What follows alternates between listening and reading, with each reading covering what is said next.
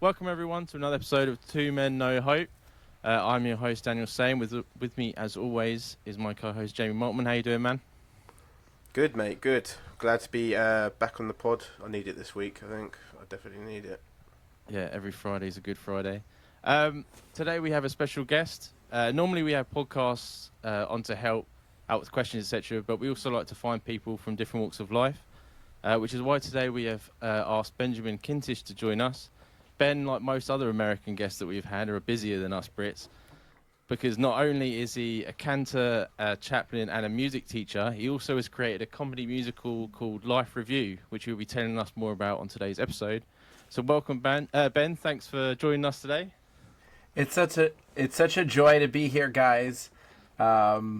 I've never laughed so much during a sound check, but it was kind of this unique rage laugh. I don't know if any of your listeners have ever experienced technical troubles in their life, but I like to say that technology is awesome when it works, and when it doesn't, it's the most horrible thing ever. So Yes, definitely. breathe through it, folks. Whenever we have a guest, it's never... Yeah, I mean, you Never think, oh yeah, straightforward. you put your headphones on, stick the microphone in, but there's always something. Yeah. There's always something. Yeah. Even when we've been on other people's goodness. podcasts, when we were on, sometimes we join these ladies that we have on. Today we laugh and learn, and even Okay. joining theirs, they had technical. We just sat there. Yeah. They sorted it out. Well, it's. I guess it's a new part of the territory. I've had this conversation again and again, what it means to be a creative person, a performer in the age of virtual everything, or now I guess it's hybrid everything, some virtual, some IRL, as no kids say, in real life when possible. But yeah, you have to deal with the hassle of when it doesn't work right. Yeah. Just And back it up. That's all. I we don't do. remember if I used any profanity. People are always a little bit shocked and dismayed when they find out that the cantor knows all of the curses by heart. Well, we actually asked you that, right? Because if We for discussed that in the for the pre-interview, right? listeners, Ben is Jewish, so I was. I am like, Jewish. I'm a real cantor, which is like a music minister in a Yeah. Jewish synagogue. I'm not So I currently said- at a pulpit job, but I'm trained in that fashion, yeah. So I said to Jamie, I was like, if we're going to have to not swear, this is going to be the roughest episode. So I asked you when we first started talking, are you okay with profanities? Because the show is, you're just yourself, and that's what we want, right? So we don't want you to be uncomfortable with us. Yeah, we swear like sailors, unfortunately. Yeah, very blue. To quote my I think it's a favorite British thing. Chaplin, fucking A, I'm ready for it. No, I think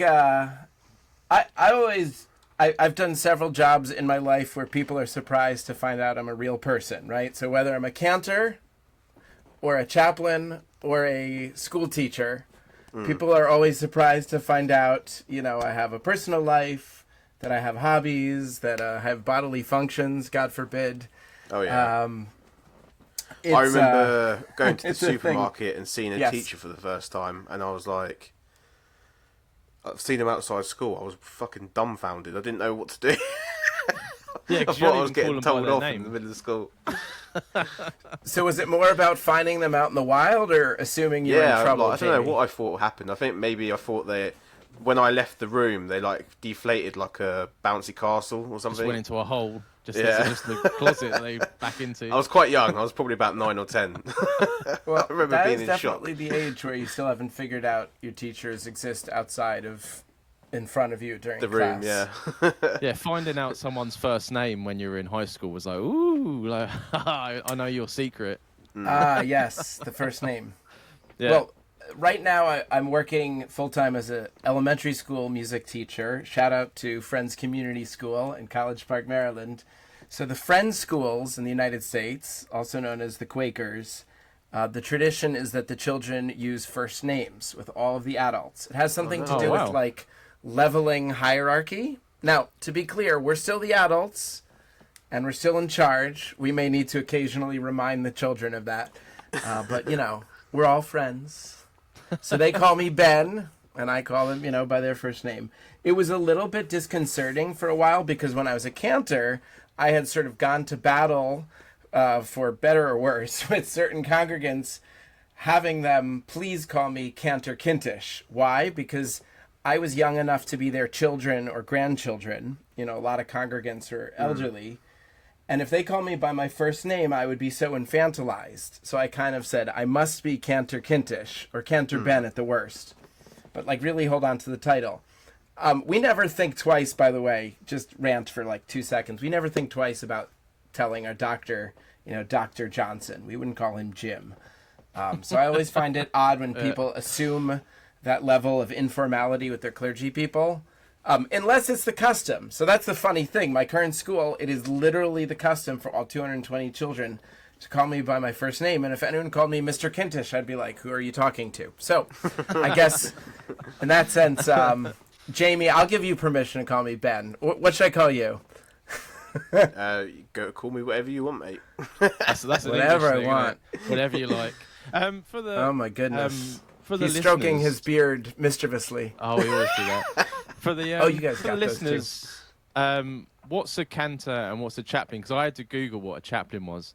Glad just, to help. Just in case no one knows. Fantastic. is. Yeah. So a cantor, for those of you Catholic listeners, you may be familiar with the term, and certainly Jewish listeners as well. My kind of cantor, a Jewish cantor, it's like a music minister in a Jewish synagogue. The same term exists in the Catholic Church. Sometimes a paid cantor is like the solo singer. Think about the Latin cantare or Spanish cantar. Same word. In Hebrew, it's chazan, and it means like the sacred singer or the music minister. A chaplain is something that is a non-sectarian job.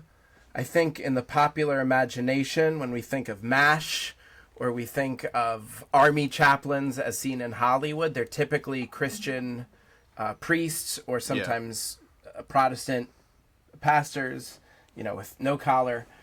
But Jewish clergy and Muslim imams can all be chaplains as well. Chaplain is an ecumenical term. It means a Jewish, typically clergy person, but certainly a devoted, learned, religious person devoted to helping people in their distress. So the main places where a chaplain does this work, they're ministering, so to speak, is in a hospital. It could be a rehab center. Elder care is a big thing, and that was where I did some of my training. I'll come back to that. In the United States, chaplains also work in prisons.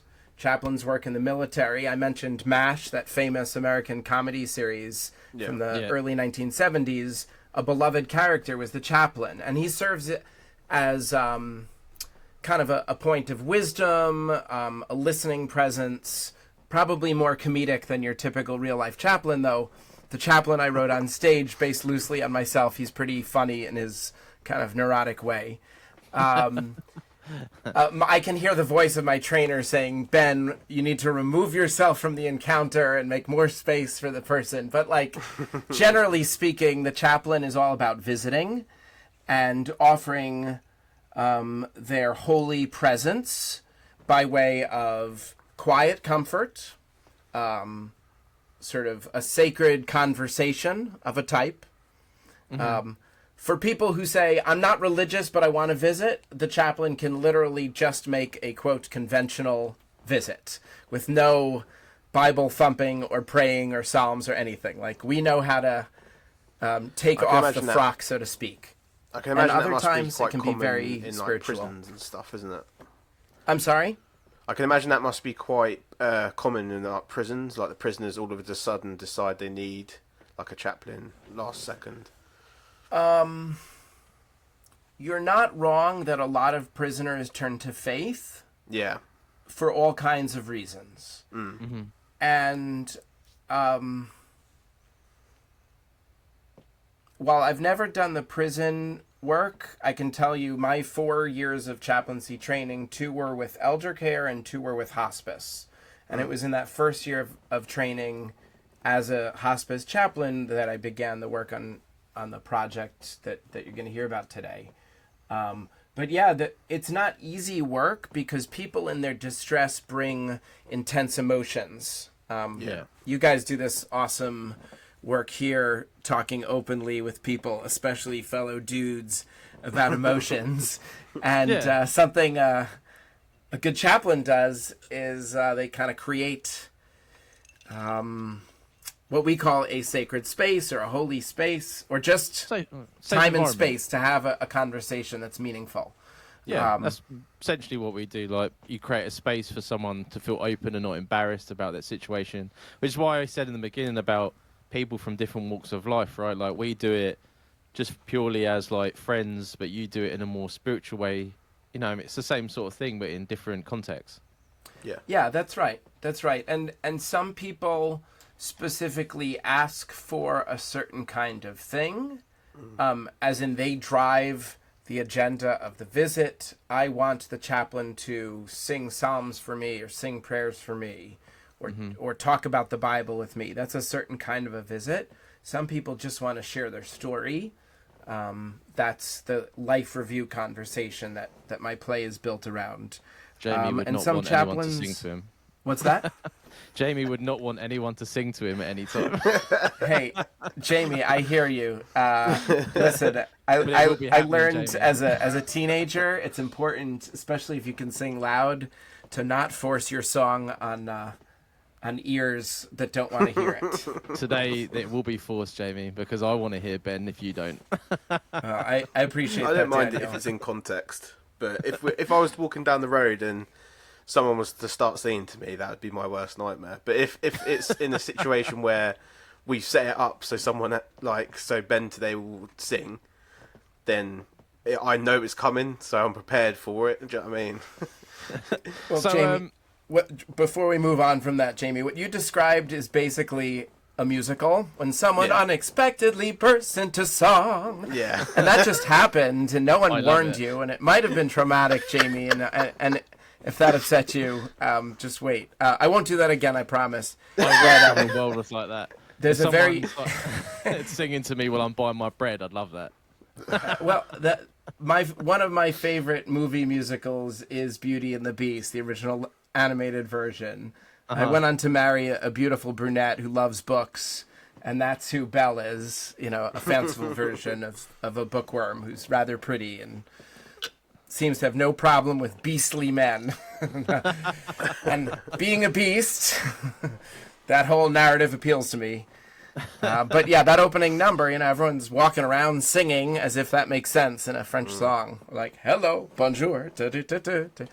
But, you know, there are certain conventions. I teach my children, you know, in the elementary school, I spent some time with them getting them ready for our musical, the school musical. And I taught them this important term called suspend disbelief, right? You have to go with the story and just accept the fact that these children on stage who are pretending to be grown-ups, they are now grown-ups, right? And if the 14-year-old on stage is now a baby, they are a baby. And anything in between, right? They live, they die, they do magic, and I you just can't handle that. Right, and you have to suspend disbelief. And if your voice is like, they're not really old, they're sixth graders, you ruin it, and you can't do that. You just have to go with it. And I that's do that part of when the I'm watching magic. telly. What? When I'm watching telly with like Sabina and stuff like that, and something will come up and I'll be like, that's not real, they can't do that. So something I never could really get in my head with plays and things like that. I'd be like, nah, that's a kid, he ain't an adult. It just completely destroys every sort of magical event. Well, I mean, I appreciate you being real with me, Daniel. I won't put you in the front row of my Broadway premiere, but I'll remember you for the nosebleeds. If you give me a catchy song though, like because I got ADHD, right? So a Okay. catchy song, that'd be it. That's in my head now, and I'll be listening to it on repeat for like 2 weeks until I get sick of it, and that's just Alright. how my life goes. That's the compulsive so- side, isn't it? If you're all about yeah, catchy, then we're picking a different number for today. But we'll see how this thing unfolds. If no, if like I we're said feeling to more you, heartfelt or catchy, we got all the flavors on the menu for you, boys. I said to you before when we had our previous chat that when I saw your singing on your socials, it reminded me of like Charlie and the Chocolate Factory. You have that same sort of tone of voice. I'll take it. That's a fabulous And, movie musical with some really great singing. So Yeah, I have he a was little a bit of great a singer. throwback flavor, I guess. One of the weirdest compliments I often get about my cantorial singing, that is the Jewish singing in Hebrew I do for prayers. An older person will say, "Cantor, listening to you, I felt like I was back in Brooklyn." Which I guess means many years ago when they were young and the cantors sang well, Brooklyn. So, Do Jewish people actually do that? Because I thought that was like a stereotype where they go like "oi" and stuff like that. well, it's an exaggeration of a certain New York City affectation, but there is, I mean, the way I'm talking now with a certain lilt and the brown stuff that you drink in the morning, I say that's coffee, and like CAWFEE. Yeah. Yes. I saw a TikTok today of this guy. I think he must have his missus like from Boston or something, but people give him things to ask his girlfriend to say, and they were like getting to say Barbie for the new film, and he was like, "What's that new movie coming out that's got all the pink?" And she was like, "Barbie? Yeah, we want to go see the film Barbie." And he's like, "I don't know, who's Bobby?" And she's, "No, not Bobby, Barbie." And I'm just like, that's Massachusetts and Boston has a certain sound. Yeah. It's a very funny thing. I don't know. I can tell you as an artist, I've been told I do terribly inconsistent and often slightly offensive accents from all over the world. Whenever I start to do one, my wife and child both shout in dismay. I was told to promise the two of them not to share with you any of my British accents. Oh, I remember. Yeah, we said save it for the podcast. I do think we need to hear a British accent. I think we need to hear it. Well, disclaimer, arguably my musical theater peak, at least until my 40s, was in high school. I was Alfred P. Doolittle in My Fair Lady. So this is meant to be Cockney, the drunk father. Oh, okay. And he sings something like this: "Oh, I'm getting married in the morning. Ding dong, the bells are gonna chime. Kick up a rumpus, but don't lose the compass, and get me to the church on time." That was like a little bit of like Dick Van Dyke when he was in... I mean, again, I'll take it. You keep comparing me to these very famous people, and sure. It wasn't... I wouldn't say that was... Yes, I mean, please. I've heard worse. I've heard way worse. Thank you. Every time someone greets one of my concert performances with "I've heard worse," I'm like, I'll take it. Have you ever... We've heard worse! I think the worst accent in Britain is the Scouse accent. Have you ever heard the Scouse accent? People from Please Liverpool. share, Jamie. From I Liverpool. cannot do it. It sounds like if you sound like you're coughing up phlegm, that's a Scouse accent. They're like, trying to I just think want to of play what- football. Like that type of shit. It's fucking horrible. If I hear it, it makes me turn the TV show over. That's how bad I Scouse don't is like hard. the accent. Sorry to all I'm us fascinated Scouse by listeners. this. To be clear, it's an accent characterized by a terrible accent and the clearing of phlegm, or is that the That's accent itself sounds like phlegm? Part of the accent, it sounds like they're clearing their throat. Yeah, it's like a Liverpool. They're from like Liverpool. Yeah. It's like the Beatles. Listening to the Beatles talk, but there's like way They're soft, quite soft. soft. compared Yeah, to- they're a soft version. Like you can get some real thick Liverpudlians that you're just like you can't understand what they're saying. Can we It's just like almost pause? another language. Time out. Time Yeah. out. Let's just say the word Liverpuddle. Liverpudlian. Liverpudlian. That's Liverpudlian, it. Yeah. Boys, I want to thank you. I mean, I don't want to quit early, but that's worth the price of admission right there. It's so much fun to say. Fantastic. You guys, you British folks are amazing. I love it. Just like to make things more complicated. So Fantastic. before we obviously get into the emails, you want to talk about your play that I would you've love written. to. What can I tell you? So give us a brief why you decided. I know I've read a little bit on your website of what made you start writing it. Absolutely. LifeReviewMusical.com if you want to log in and follow along, get in touch, see a nice trailer video. The story goes like this. About 10 years ago, I was a beginner chaplain, and the first place I trained was in a residential hospice. So I was going bed to bed or room to room, sitting with people, having these beautiful conversations, what we call life review.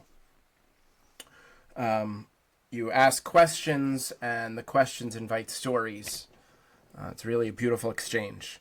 So I went home filled with these amazing stories, called my wife. I said, honey, I think these stories want to be songs. And she said, okay, get writing.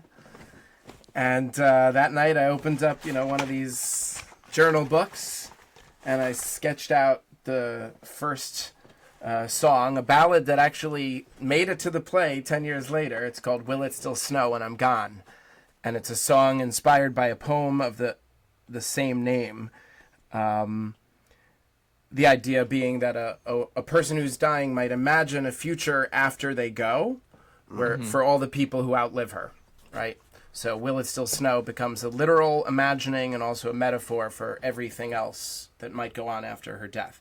So I began that night, and I continue writing for several years to come. Shared early on, got some encouragement, which was important. Partnered with a couple of composers. I wrote all the lyrics and the script and music for one song, partnered with two main musicians, Jason Spiewak of New Jersey and Michael Miller of New York, and some bonus musicians that helped out with arrangements. And then we had a couple of workshops in the year leading up to COVID. We didn't know at the time that was coming, so it was sort of unlucky for our trajectory. But we had a lot of great reception from people who heard the moving songs, enjoyed the comedy, and for that more broad workshop that happened literally a month before, or month and a half before COVID shut things down, that was with local volunteer community theater actors, right, who came in, learned the songs, who did dialogue. And part of what makes the comedy in our play, it's a musical comedy. People are surprised that there's so much humor, but you think about it, a lot of rough material or challenging material is often best handled with a good dose of humor, and that's certainly been a guiding spirit for this project. The song I mentioned, I knew to be powerful because it left a room full of strangers in tears, so I knew I'd created something powerful. The person who encouraged me said you have to also make funny songs and dance songs and light songs as well as the stirring ballads. She's like, you already proved yourself. You can make them cry. Can you make them laugh? Can you make them shake their ass? That's important when you write a musical, that you have that variety. So that was part of the challenge. In terms of the topic matter, the stories loosely, always with pseudonyms and the details change, but the stories came quickly. Some of the songs were easier to write than others, but I tried to find that variety. Again, I'm condensing a very long 10-year story, but I know we have time limits on the show. So basically, we have a full-length musical that runs, 16 songs. It's a 2-act with dialogue, and I do hope to find partners in the theater community to put it on. So if you're involved with the theater and you want to get in touch, place that puts on original works, that's the dream right now, to really put rocket fuel behind the project. However, short of that, we're just looking for places to share it, and that includes clinical settings, like we're doing hospitals and hospices trainings. That includes me doing a one-man show. I just recently appeared at Asheville Fringe Festival, so I played by myself. I have this piano player that hides in my iPad. Pretty slick. Not the most expressive pianist, but boy, he's affordable. And yes, it's a he. My daughter would quibble with that. She'd be like, why does your iPad have to have a gender? But that's that's a 12-and-a-half-year-old in America, man. We're so over gender expectations. 2023. It's an amazing time to be alive, especially given that all of my good foreign languages, Spanish and Hebrew most importantly, are both super gendered. So I have no idea what's going to happen if people try to gender neutralize that, but I think they're already exploring it, and life is always interesting. Anyway, I didn't think about that. The genders in French and Spanish. I didn't think about that side of it. I have seen, I don't know if it was like a Christian or that sort of religion, but they actually have started a gender neutral. They have their own hymns and things like that about Yeah. not having That's mental, everyone isn't each Sure. to their own. I don't see. I'm not a very religious, but I enjoy learning about religion. I did when I was in school and stuff like that. It interests me to see how people are sort of not influenced, but how they feel comfort and things like that. Yeah, absolutely. But my understanding of it is that the books are supposed to be written or interpreted from a long time ago. So I don't understand how you could then change them now. It doesn't. You know what I mean? I'm not trying to say that. It's yes, and I think the people, Daniel, who are doing the most deliberate and the folks who have done gender neutralizing of prayer language, getting rid of he and him and Lord and King, and replacing it with God instead of he, she, and instead of Lord you say sovereign, or instead of King you say sovereign. The Reform movement in American Judaism has been doing it for several decades. The first time I came across it, because I was from the sort of centrist movement, I was not familiar with it. I was familiar with the male God language, right? And I came upon it for the first time, and I found it cumbersome because it was unfamiliar. And then, you know what? After a certain amount of time, I was used to it. And then, at a certain point, I worked at a synagogue where it wasn't just the custom, it was like the expectation. So if you came upon non-gender neutral language, you could gender neutralize on the fly, which is a little linguistic trick. Oh God, no, I couldn't do that. But I read things as they are. I guess that's like a performance trick. Yeah. But the reason I never thought much of it, right? Because I'm a dude. I'll acknowledge cis male privilege here. If the sort of conventional version of God and power is dudes, men, kings, it's a little bit of a joke, but like a big old white man with a big beard, which is sort of the stereotype. Or like the painting of some creation thing, yourself, right? Mm-hmm. It's a handsome man, but like beautifully aged with a big beard. Like, I don't believe that's God to me. But that's the God that you're kind of handed as the default if you're not more creative or if you're not given other suggestions. So I ended up marrying a woman and giving birth to a beautiful child who's a girl.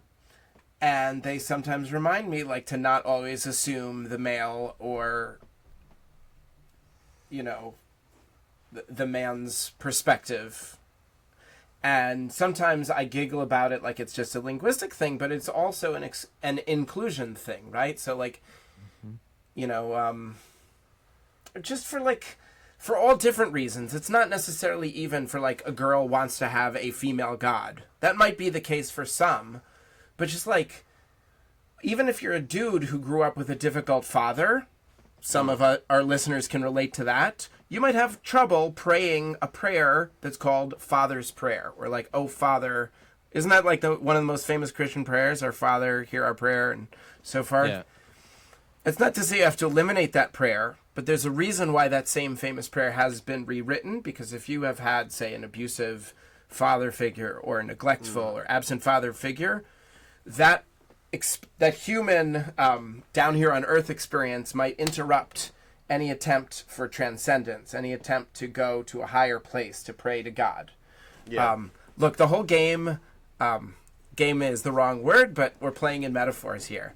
The whole prayerful dance, it's metaphor.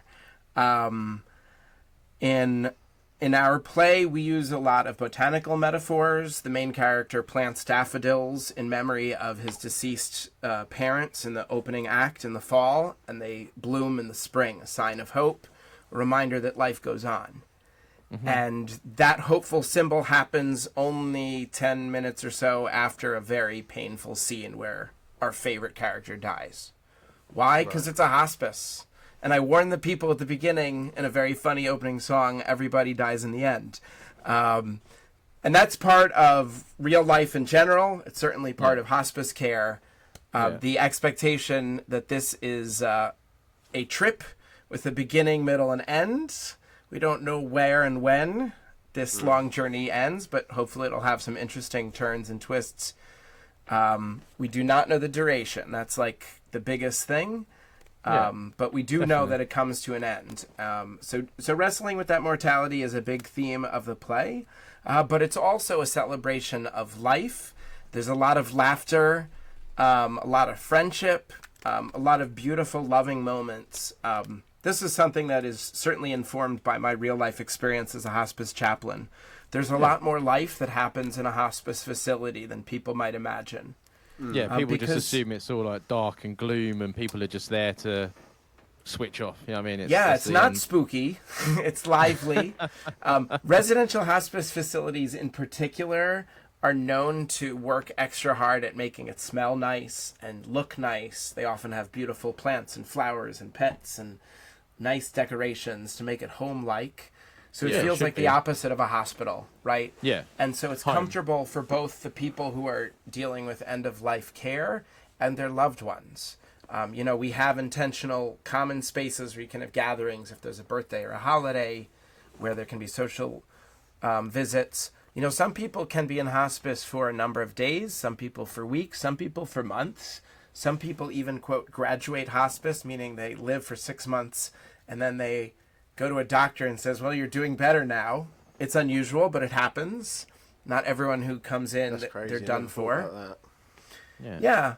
I mean, we forget that, like, while deadly cancers are, I'm going to try to say something that doesn't sound foolish. Typically the main cause of death in people with deadly cancers. Yeah. Sometimes the aggressive treatments that deal with those cancers, namely chemo and radiation again and again, can cause such unpleasant symptoms as to make life almost unbearable. So what I've seen up close is people who get off chemo to enter into hospice care sometimes experience several months of renewed health and improved vigor, even though they're supposed to be dying of cancer. Now, they usually end up dying of cancer. Yeah. But the fact of removing a lot of these interventions can sometimes cause people to be much more comfortable and even have improved quality of life. I would say, that's the play is set in hospice because that was where these experiences happened for me. But I think people who have visited with old folks in an elder care facility, even people who have visited with folks in a hospital, they will remember the feeling as we put it on stage. Because the nature of visit, what I call the bedside visit, I think is familiar to anyone who's had a loved one in that bed, right? There's a sense of great love, but also being close to a vulnerability that can be... let's just name it, very scary. I mean, if you're I'll tell you, I'm 43. I'm in that sandwich generation with a school-age child. God bless her, Dee, she's in 6th grade, soon to be 7th, and my aging parents, they're elderly living at home. So I have to, do they call it in Britain the sandwich generation as well? It's a thing in the States. But it's like you're stuck between both generations of bread. I guess I'm the meat. It's a weird metaphor. I always find food metaphors confusing, and I get hungry for a sandwich. Like, Jamie, Daniel, what kind of... Anyway. No, but, so I think about these things not just for, like, the fictional chaplain I play on stage, but in real life, I'm concerned about the care of elders and being safe and so forth. Yeah, absolutely. Yeah, but these... I just bring it up because, like, I think... people my age, even if you're not a professional, you start to have these experiences because your parents are getting old, right? Yeah, your grandparents start dying off, and then it's like, absolutely. I right. absolutely agree. So if you're brave enough, and I don't mean that in a judgy way, but let's just name that. Like, it takes a certain amount of bravery to go and visit someone who's ill enough to be in a hospital or injured bad enough to be in a rehab center.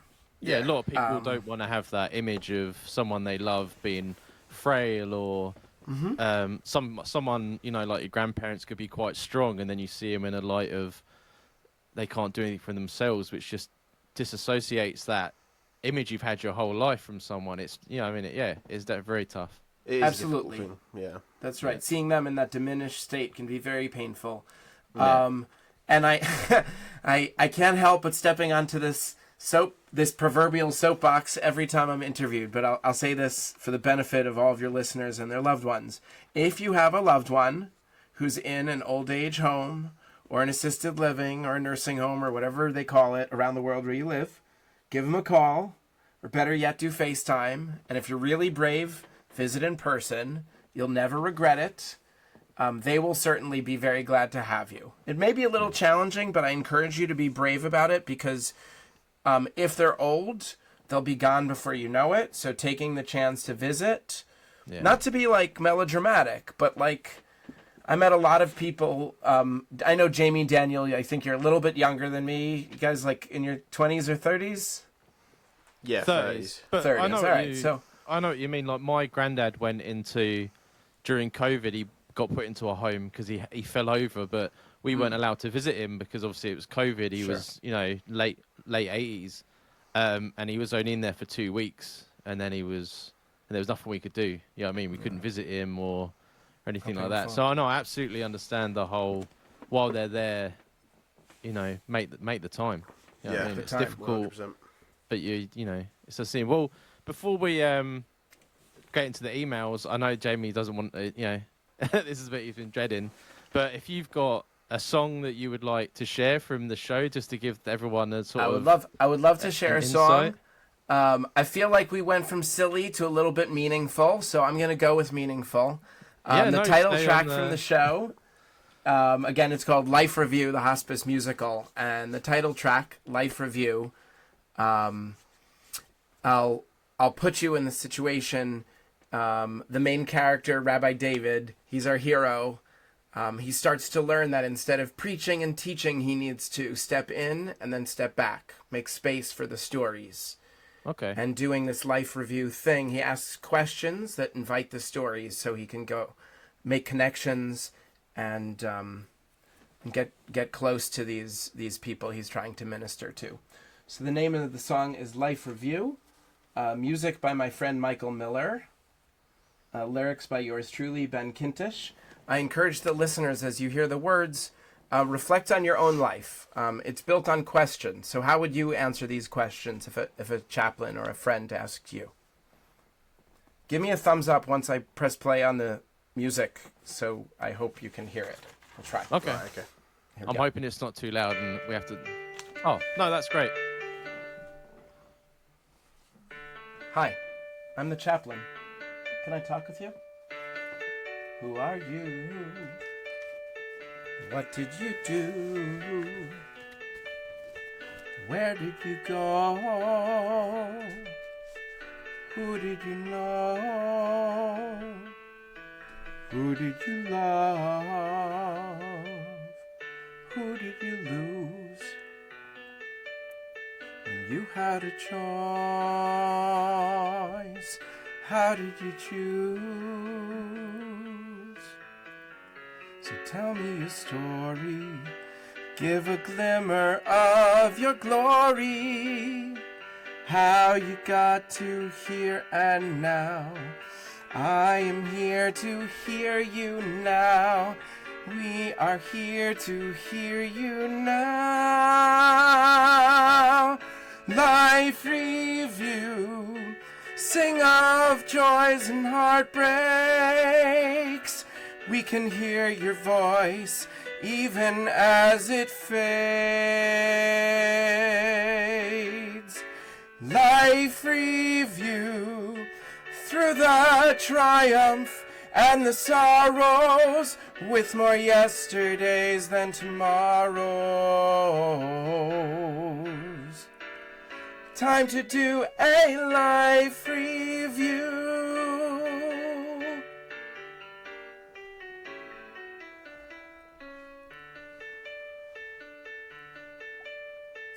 Tell me about your mom and dad. What was the best job you had? How about when your health got bad? And when did you feel fine? Where did you live? Where did you move to? What were the records you used to groove to? Is there time enough to ask all that I must. You can tell me your secrets if I earn your trust. What are you proud of? Are you carrying shame? Did you ever get married? What was their name? Too soon I have to go. Too soon you have to go. But now life review. Sing of joys and heartbreaks. We can hear your voice even as it fades. Life review. Through all the triumphs and the sorrows, with more yesterdays than tomorrows. Time to do a little life review. That was good. Yeah, thank you very much. Oh, he's putting his headphones back in. How did my robot piano do? Did he play as mechanically No. as predicted? Oh, you could tell that it wasn't someone really playing it. But no, I thought that was really nice. Really, I think I'm hoping the listeners sat through it. Yeah, I mean, just to experience. I think they would. Yeah. I'm not, as I said, I'm not into musicals, but you have got a good voice on you, so it was good. It was a good listen.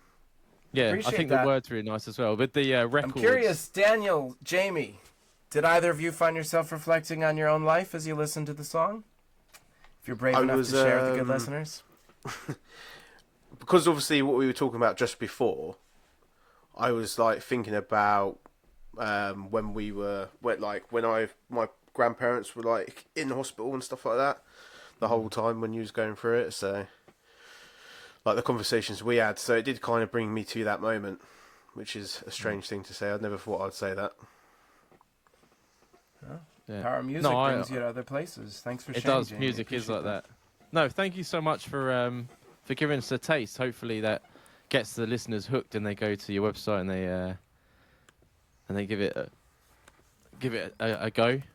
And I still think that you sounded. I've forgotten the guy's name from Willy Wonka now. Is it Gene Hackman? No, that's not. Is it? Yeah, I'm loving all of these old-time compliments. It's so funny. I think Gene Wilder. Gene Wilder, that's it. Sorry, who yeah. sings. He plays the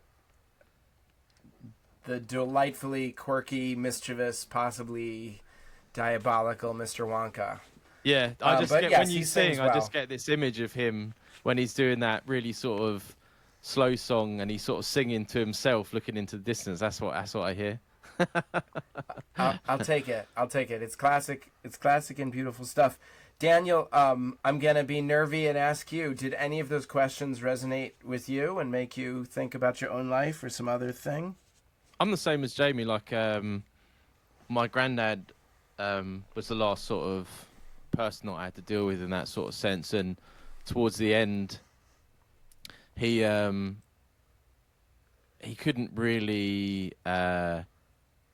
He knew what he wanted to say, but he couldn't say it. And he was a guy that always lived in the past. But when I think back to it, I never really asked him the questions that once he had gone that I wanted to know about, what it was like with like my nan and going through the things he did. So I always regret not having that time to ask him those questions. So no, it's definitely something that I'm hoping none of the listeners, if they're listening in their car on the way to work, started crying and bawling. They couldn't see where they were going. Yeah, I mean, well enough as they were listening to you sing there. I mean, I have been delighted to. It's a very gratifying thing as a creative person to make something that has emotional impact, and I've been surprised that this song has really taken off.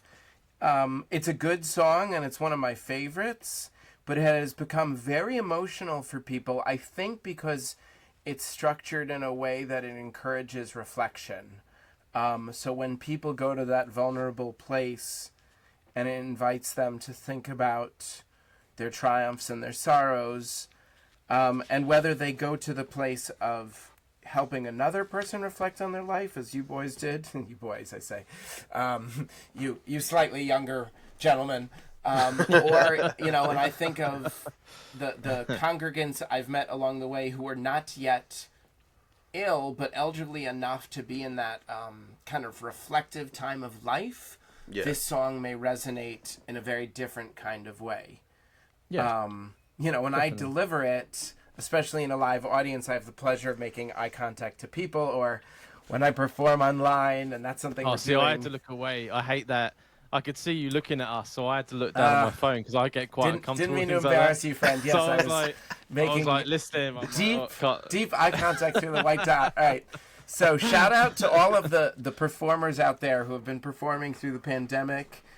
And I guess anyone who's really trying to interact with people through the computer, man, it takes a certain kind of, I don't know what it is, but like to try to be emotional with the white dot, knowing full well that you don't really get back what you give, but as a performer, you just have to do it. I think people who've been doing live TV have been used to doing this, you know, in the studio with a camera and no live people. Yeah. They've been doing this for years. I guess radio people kind of do. Like, they make jokes and they don't know if anyone's laughing. But it was a whole new thing. I mean, we were talking earlier about the cantor bit. So during pandemic, I led my synagogue's services online. That was challenging, like to try to be engaging through the computer and then like have the solemn moments where we do the memorial prayer, the healing prayer, all that. But it turns out that, like, especially when I remember, you know, to put this bad boy down and, you know, stop playing my game compulsively and be present, you can be super connected with people through that little white dot, it turns out. It's a learned skill. But, like, since I'm here partially as a promoter, I'll say that, like, one of the unexpected joys of the COVID adventure was doing this virtual tour. I did 10 performances of this one-man show where I took the 2.5 hour show, 2.25 show, smushed it down to 45 minutes, eliminated the group numbers, and I perform it on camera with narration, like a cabaret. And it's very engaging and entertaining. A lot of people have really liked it, all kinds of audiences. I had to get used to, as a performer, you know, making eye contact with the white dot and keeping the energy up, you know, leaning in, leaning back, all kinds of stuff, to try to play to the audience that is the laptop in front of you. It's been a funny thing. So now we don't have to do that, but when people get in touch with me and they're not able to arrange for travel, if it's something like a conference, I can make a virtual appearance and we can arrange it from distance, and I can put up curtains behind me on the back wall, and it looks like a show, and we can even do a training afterwards or a talk back with the creator. There's different ways to do it. There's a get in touch form on the website if people have questions.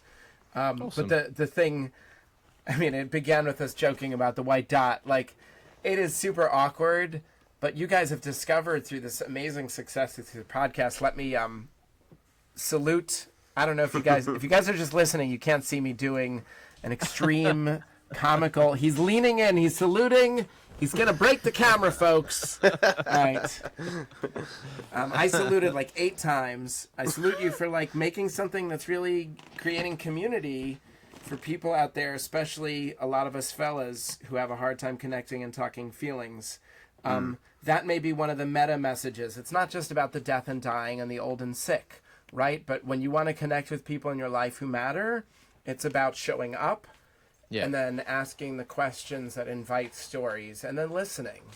Yeah. They'll Definitely. return the favor, and you'll find new levels of connection and friendship and love in your relationships through that sharing of stories. Yeah. So thanks very much, man. I appreciate it. Like, we'll get onto the emails now and fantastic and have a bit of laugh. But thank you so much for having that conversation with us, sharing your song. I'm sure the listeners appreciate it. We always try and give them a little bit of difference. You know, they love to listen to us go on and talk rubbish, but it's nice to have someone with experience, someone, you know, going through these things, experiencing this stuff and sharing it. So thank you very much. You're welcome, Daniel, Jamie. I mean, I don't mean to interrupt the rubbish. I think the rubbish is important. Listen, even cantors, chaplains, music teachers, we have rubbish too, or as Americans call it, garbage. We don't have rubbish. We have rubbage. We have rubbish, garbage, but we don't put it in a bin. We put it in a trash can. Oh, okay. And a truck picks it up, not a lorry, right? We have garbage all trucks. day. Yeah. So we'll give you another 2 minutes at the end to tell people where to find you and stuff, but we'll crack on. So before we get into the emails, as always, please remember that all the opinions in the show are those of the host and should only be taken as food for thought. We are in no way telling you to do anything or along those lines. Everything is kept anonymous for the safety of the listeners, and no information is shared to anyone else. It does not go any further than Jamie or I. If you are easily offended by people's opinions or views, we thank you for taking the time to go this far and listen to us, but this is not the podcast for you, so see you later. But please enjoy the rest of the show. And for Jamie, I actually had written that down. I said, it's 3 weeks now I've been saying that, and I've written it down. I love the disclaimer. You know, if I had that laminated when I was a chaplain, that could have saved me a lot of drama. Well, all we henceforth words in this chaplaincy visit shall be made anonymous and immediately forgotten. If you don't like opinions, we never used it originally because the questions we were getting were just they were rude, but we're starting to get questions that we feel are a little bit more sensitive, and we want to, keep everyone right. And it's as easy time goes on, we get more and more. Yeah. Well, it's a mixed bag now, isn't it? Where before it was more the jokey stuff. I love it, and joking aside, one of the key moments of a chaplain's work, especially if you're working a clinical setting, you literally go door to door and knock, and the person, if they speak, they can say yes, I want to visit, or no, thanks. Right? So if someone's engaging, if they're sending in messages, if they're tuning in, cool, they want it. If they say no thanks, they've already hit pause, right? Well, no that's thanks. the thing, right? Like, it's easy when you've asked a question to someone and we give you our advice to go, well, that person's telling me that that's what I should be doing, and you get sort of sucked in, and we just wanted to keep it like, we are offering you our opinion, we're trying to be friendly and give you that space, but we are in no way saying you go out and, quit your job or go out and leave your wife or your husband or anything like that. It's purely just for you to think on, because people get stuck when you're in distress, you're frustrated, you can only see one line where you're not seeing the other person's opinion or the company's opinion or your friend's opinion, and that's what we do, right? We're just trying to open your eyes and give you some perspective from an outside view. Nice. Yeah. I like that. Yeah. Dan so like our that as first well. I could see how proud Dan was when he was saying.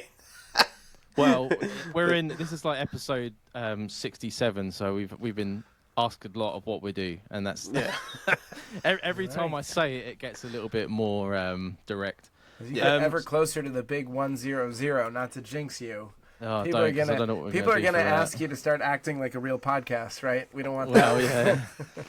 Yeah. Writing things down like that is the very first thing we'll do. Next step, you're gonna laminate it. Then you'll know you're big time.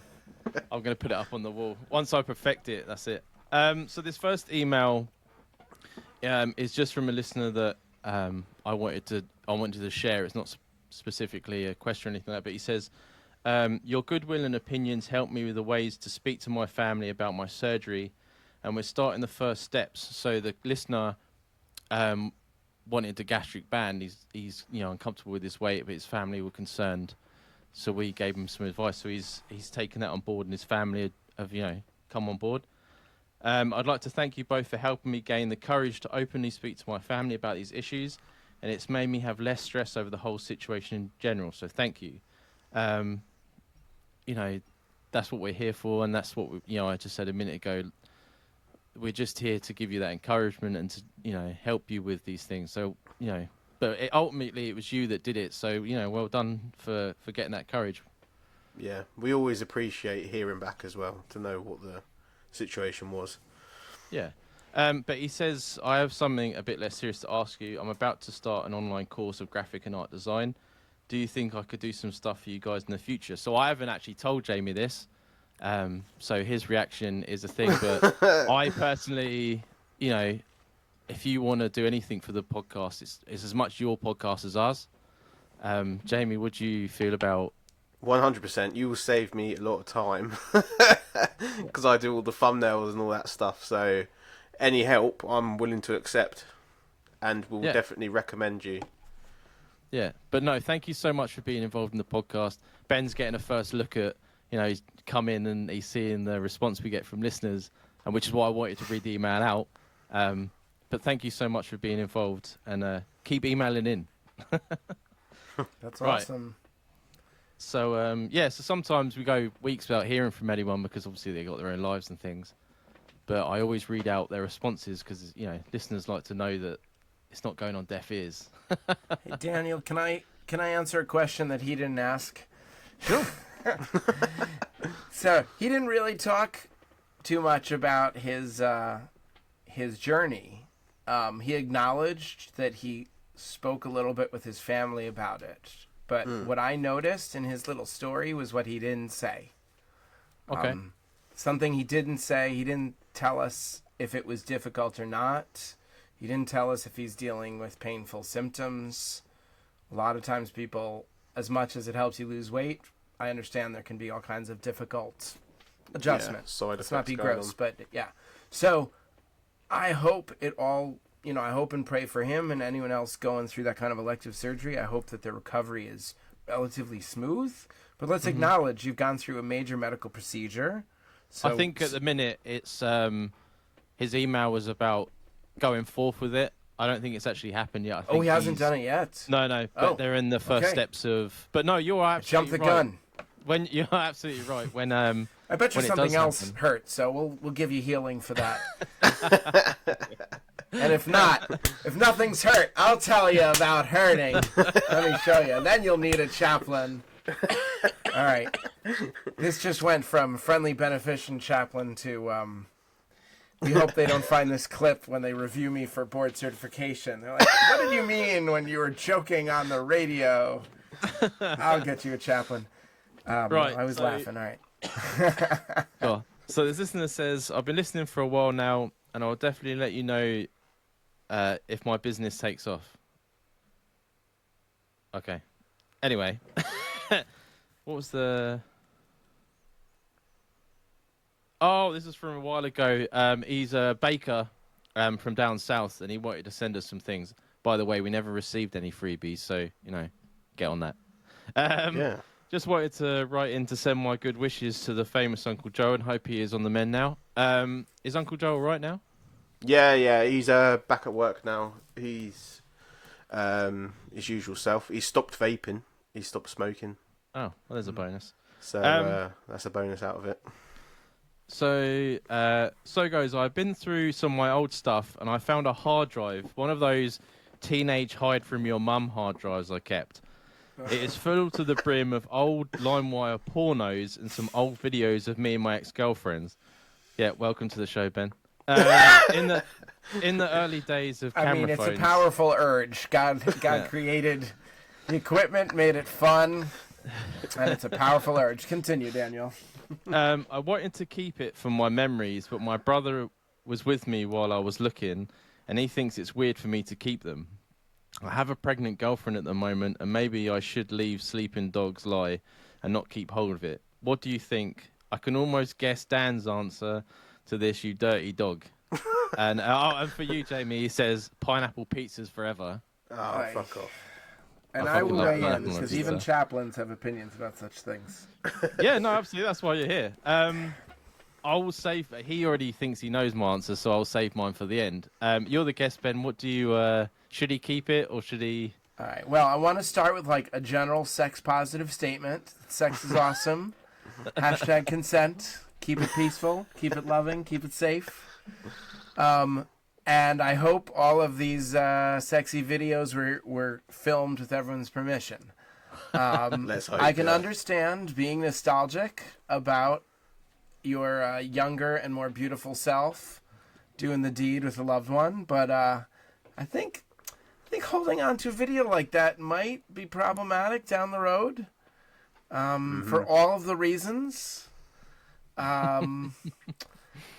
mean, I think all of us have vivid imaginations for a good reason, right? Yeah. Oh, mine's been destroyed by years of pornography. My imagination is completely fucking ruined. Okay, that's fair. That's fair. When the internet so- goes down, I'm like pencil and paper trying to draw things to get my imagination going. It's Like like, that that's it. episode All of right, South Park. well, that's why I told you to go back to the art class, Daniel. You know, it's a bonus benefit, man. I swear it's photorealistic. Check it out. I have a funny story with Jamie about photos with him and his ex. I don't know if he remembers it. So I don't know. So when we were working at the co-op, that's how me and Jamie met. We worked together in like a local supermarket. Nice. He came in one day when I was working, and he had been to the gym, and he came up to me and he was like, "My phone's been stolen." And I was like, "What do you mean your phone's been stolen?" He goes, "My phone's been stolen while I was at the gym, and it's full of pictures of me and my ex like having sex." And I'm just like, the first thing that went through my head is like, oh man, I'm going to be on Pornhub and there's going to be a video of Jamie popping up, banging someone. Like, I'll never unsee that. Do you remember I totally that? forgot about that. I have no. So your recollection of first that. concern in your buddy's moment of distress was, oh shit, I'm gonna gonna see end this up guy with seeing my friend the next Yeah. time I'm. Is the word wanking that Masturbating. you guys use? Oh yeah, Yeah, wanking, wanking, masturbate, yeah. whatever. Yeah, shaking hands with the bishop. That's amazing. Again, worth the price of admission. Do you remember that story, David? Do you remember that happening? I remember my phone being stolen, but I don't remember you saying anything to you about it. Yeah, That's how you long came- ago it you were was, fucking yeah. panicking because you were with her and you had all these Yeah, I was photos on fucking there. shitting myself. Yeah, I was like, I never found it. So whoever had them pictures had a grand time. I tell you that. They had a brilliant time. So they may have enjoyed it privately. Did you ever come upon your private images in the public domain? Not to this date. I'm hoping that I won't. never seen them. Could you imagine in like 10 years' time, someone shows me a picture of myself at 18? And it will get to Charlotte It's first. only your wife, once you so. get elected to Parliament, Jamie. That's the only time they resurface, right? People always hold on. I to always it worry for the about right when the moment. pod takes off. If the pod does take off, and then all of a sudden all this stuff starts coming out the woodwork. Oh, this about how guy's much got of a this piece of phone shit in I his am. drawer, and he's like, I recognise that guy. Yes, this is a fear of mine. When the musical gets too big, I may have to acknowledge there's Everyone's had lives. Everyone's had Skeletons lives. will They come just out the don't remember closet. that. Yeah. Yeah, but at least they can sing and dance. Oh, I said I wouldn't do that anymore. I'm sorry, Jamie. I lied. Couldn't help it. It's all right. That was well timed, so I didn't mind Thank you. Yes, timing is important. Sometimes I have funny kids in class who are very funny, but their timing is terrible. As in mid-sentence, they're doing a joke. Like my mid-sentence, their joke. And I say, you're funny, but your timing is terrible. Sorry, And it's they so just Jamie. look at me like, what? I'm like, ask your parents. So I agree with what you said. Like, it's nostalgia, right? Like when you look at the pictures, like because everyone says about, oh, it's your ex, but when you took those pictures with your ex, you were happy. That's why you took them, right? That you remember times that was fun and happy together. It wasn't always, why you broke up. So I Sure. see and understand the reason why he would want to hold on to them, because people just think, oh, that's perverted. You want to. But it's memories. It's like, obviously it's not the same, but when you go through like drawers and you find pictures of like holidays with your family, and you're like, it brings back those emotions of happiness and joy and obviously lust with Yeah. Person, nudity yeah. and things like that. Yeah. That is a joyful memory, to be sure. I think you're totally right. And Yeah. I think it's good that you acknowledge that feeling, because again and again, when celebrities, especially politicians, get in trouble with these scandals about the stuff that's on their phone, Yeah. especially if they are in the photos or videos with other people who aren't their spouse, and it's like, why would you keep that? It's like memories. Now, like, we can laugh and kind of snicker about it because it's sex, but look, I mean, I was joking but not joking before that the sexual urge and the sexual act, like, it's a powerful thing for a reason, like evolutionarily. If you're a person who believes in God, then you believe God made it a super fun, intense activity, man. And, all those great rock songs about the first time, like Brown Eyed Girl, behind the stadium with you. Like, those memories of youthful conquest and falling in love, falling in lust, like, they're powerful, and you never forget them. Yeah. So I'm not surprised, as you say, that he wants to hold on to it. And it's also like keeping a loaded gun around the house. Like, very risky choice. That is exactly what I was going to say. Yeah, that's the road I'm taking with it. I think that if it was me, and I'm not very good at hiding things, it will be found within a few weeks, and it will be a weird conversation that I'll be having with my wife. So I just think it's not worth it having it in the house. In 2023, you can get as many porn videos as you want on if you go onto the Pornhub or other fucking porn websites. So there's no point of keeping around some old porn from like 10 years ago, 15 years ago. It's not worth it. So here's a question, Jamie, because obviously you're a long-time friend of mine, and obviously this listener thinks he knows me very well. You've 100% got videos everywhere, probably in your house. You've probably got a portrait in your bedroom of something. So Sabina, my girlfriend currently, her name's Sabina, she actually asked me, well, she didn't ask me, she made a joke about it a couple weeks ago. If you had sent me this email November time last year, I would have said to you, yes, I could go into my phone and I could go back like 12 years and have like, I could relive my sexual life through like everyone, because I kept everything.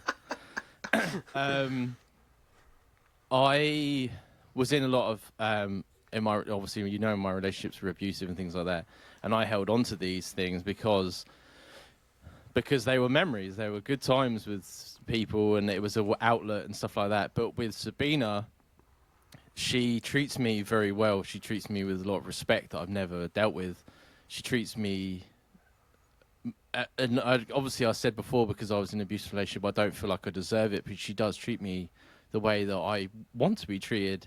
And to her, I felt like it was dishonest, and I didn't need them because I was being treated that way. I didn't feel like I need them, so I do not actually have any anymore. They're all gone. So you cleared out the cupboard? I cleared it all out. Yeah, I'm not saying that there's not like a box in my house of an old phone that I've got tons of books in my house. Yeah, I mean, but on my phone, I took the choice and I got rid of everything out of respect for Sabina and me wanting to myself show that I wanted a relationship and I wanted to be mature and I wanted that. And like you said, it's an awkward situation. Like if I kept them even unknowingly and she come across it, it's a conversation I don't want. It's not good for your mental health to even know that you have it on you. And you say you've got a girlfriend at the minute that's pregnant. I would say to you, look at it one last time, which you have done, and then just get rid of it. You don't have to, out of awkward conversation, it will never pop up. It will never come out of anywhere unexpectedly. There's no explanation. It's gone. All it is a funny thing with your brother, and that's how... Yeah, and I do think if you kept it around, it would actually become a bigger thing than it is. Yeah, absolutely. You know what I mean? So Sabina's now got her answer. And I dodged when she made the joke about it. I didn't say anything. I just sort of laughed because, as in previous relationships, I just feel everything I do is wrong. So I just sort of try to avoid the question. But, you know what I mean? I did it. It's not. I haven't got any. It was something I did. I don't regret having them on me because obviously my exes were a complete fucking arseholes. But, you know, you grow up and it's all about maturity and things like that. And I want to be... I push honesty in this podcast, and I would not come on here and speak about honesty if I wasn't doing it myself. I don't think that's right. Hey, I had one more thought listening to you, Daniel. I really like that. I want to acknowledge the listener's age and stage here. So if you're a dude who's got a pregnant girlfriend, you're getting ready for a major new part of your life, right? Yeah. And so in my line of work as Chaplin, and I guess playwright who's written about chaplaincy, I think a lot about the feelings with the drama. So I'm hearing loss here. It's exciting and wonderful to have a child. I'm a proud father of a tween. But I remember, as much as I was joyful when my wife and I got pregnant, and that was a planned pregnancy. I don't know if this one was or wasn't, but like, I also had to acknowledge certain changes to how my life was going to be. Like, I wasn't going to go to Ragers in the middle of the week. I mean, not like I was a crazy party animal, but like, to take an example, I mean, you guys know about rugby. You're in Britain, so I was an American rugby player. I'm small, so I played scrum half. And my daughter was an infant when I got my most recent concussion. And I called my wife, and she was like, honey, you might need to retire because our baby needs a daddy with a brain. Yeah. So, like, when you're in your 20s and you get knocked around and your head gets fucked up, like, it may or may not have, like, long-term repercussions medically, but you can make that stupid decision because no one's counting on you. Like, now you have a serious girlfriend, perhaps future spouse, and a child counting on you, and that's exciting, but also, like, potentially loss. And maybe, like, being that young, a little bit reckless person who does sex videos with their partners, like, I'm not saying that every parent with kids stops doing sex videos, but a lot of people, like, kind of, let's be real, like, sex lives change when there's a child in the picture. Like, hopefully you continue to have a great sex life as long as you're physically able, and I mean that all the way to old age. But, like, I heard your story, and I thought, in a faraway way about, like, my younger self, like, we all, like, had younger selves. And when you hit certain age and stages, it feels like you have to say goodbye to that younger self. So maybe letting go of the porn that features your younger, amazing self, like, maybe extra painful in that way too. But that person still lives inside you, and you can try to, like, look up at the horizon, see if you can imagine. For the record, I did not get rid of photos of myself, so I can see the progression of my penis. It's fine. I've got years. Because that's me. That's mine. And, you know what I mean? I don't have pictures of myself growing up, but I definitely have pictures of my penis as I get older.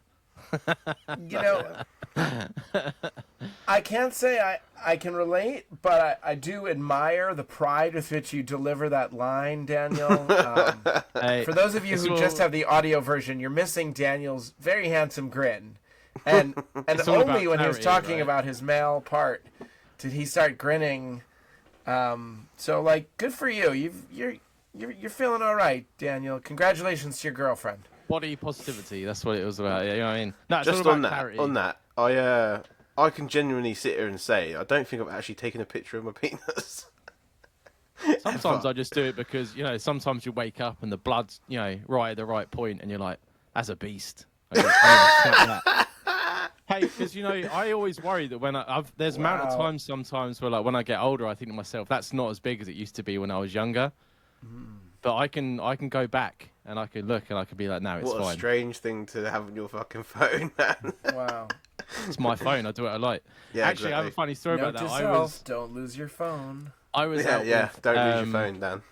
I was with my mate and he was getting his car fixed. I can't remember where it was. We were sitting in, like, the reception bit. And I was showing him a screenshot of something else, like, and it wasn't anything. And I was like, oh, look at this. And he's, like, looking at the screenshot. And then he swiped sideways, and then, boom, there's my penis. And he's like, whoa. And I was like, why are you swiping left or right on someone else's phone? He goes, because I thought there might be more screenshots of what we were talking about. And I'm like, no, I'm showing you something. Don't be swiping left or right. That's a dangerous game you're playing right there. Like, that's your own fault for seeing that. I know to be careful around your phone now. Jeez, don't ever hand me your phone, Daniel. I don't do it very often, but that's his fault. I hope that image is burning brain. But let us know what you decide to do. I think we all agreed on sort of, like, enjoy the memory while it's there, but you're on a new adventure and it's probably best that you get rid of it and just you know what I mean, get on with your life. But we appreciate your email in. Thank you very much for sharing that in. Good luck, new papa. Yeah. And hopefully you'll send in emails about, being a father and your troubles with that, and we'll help you with that. And we'll get Ben back because he's the only one here that has a child. That we know of. Well, Dan might have one running around somewhere.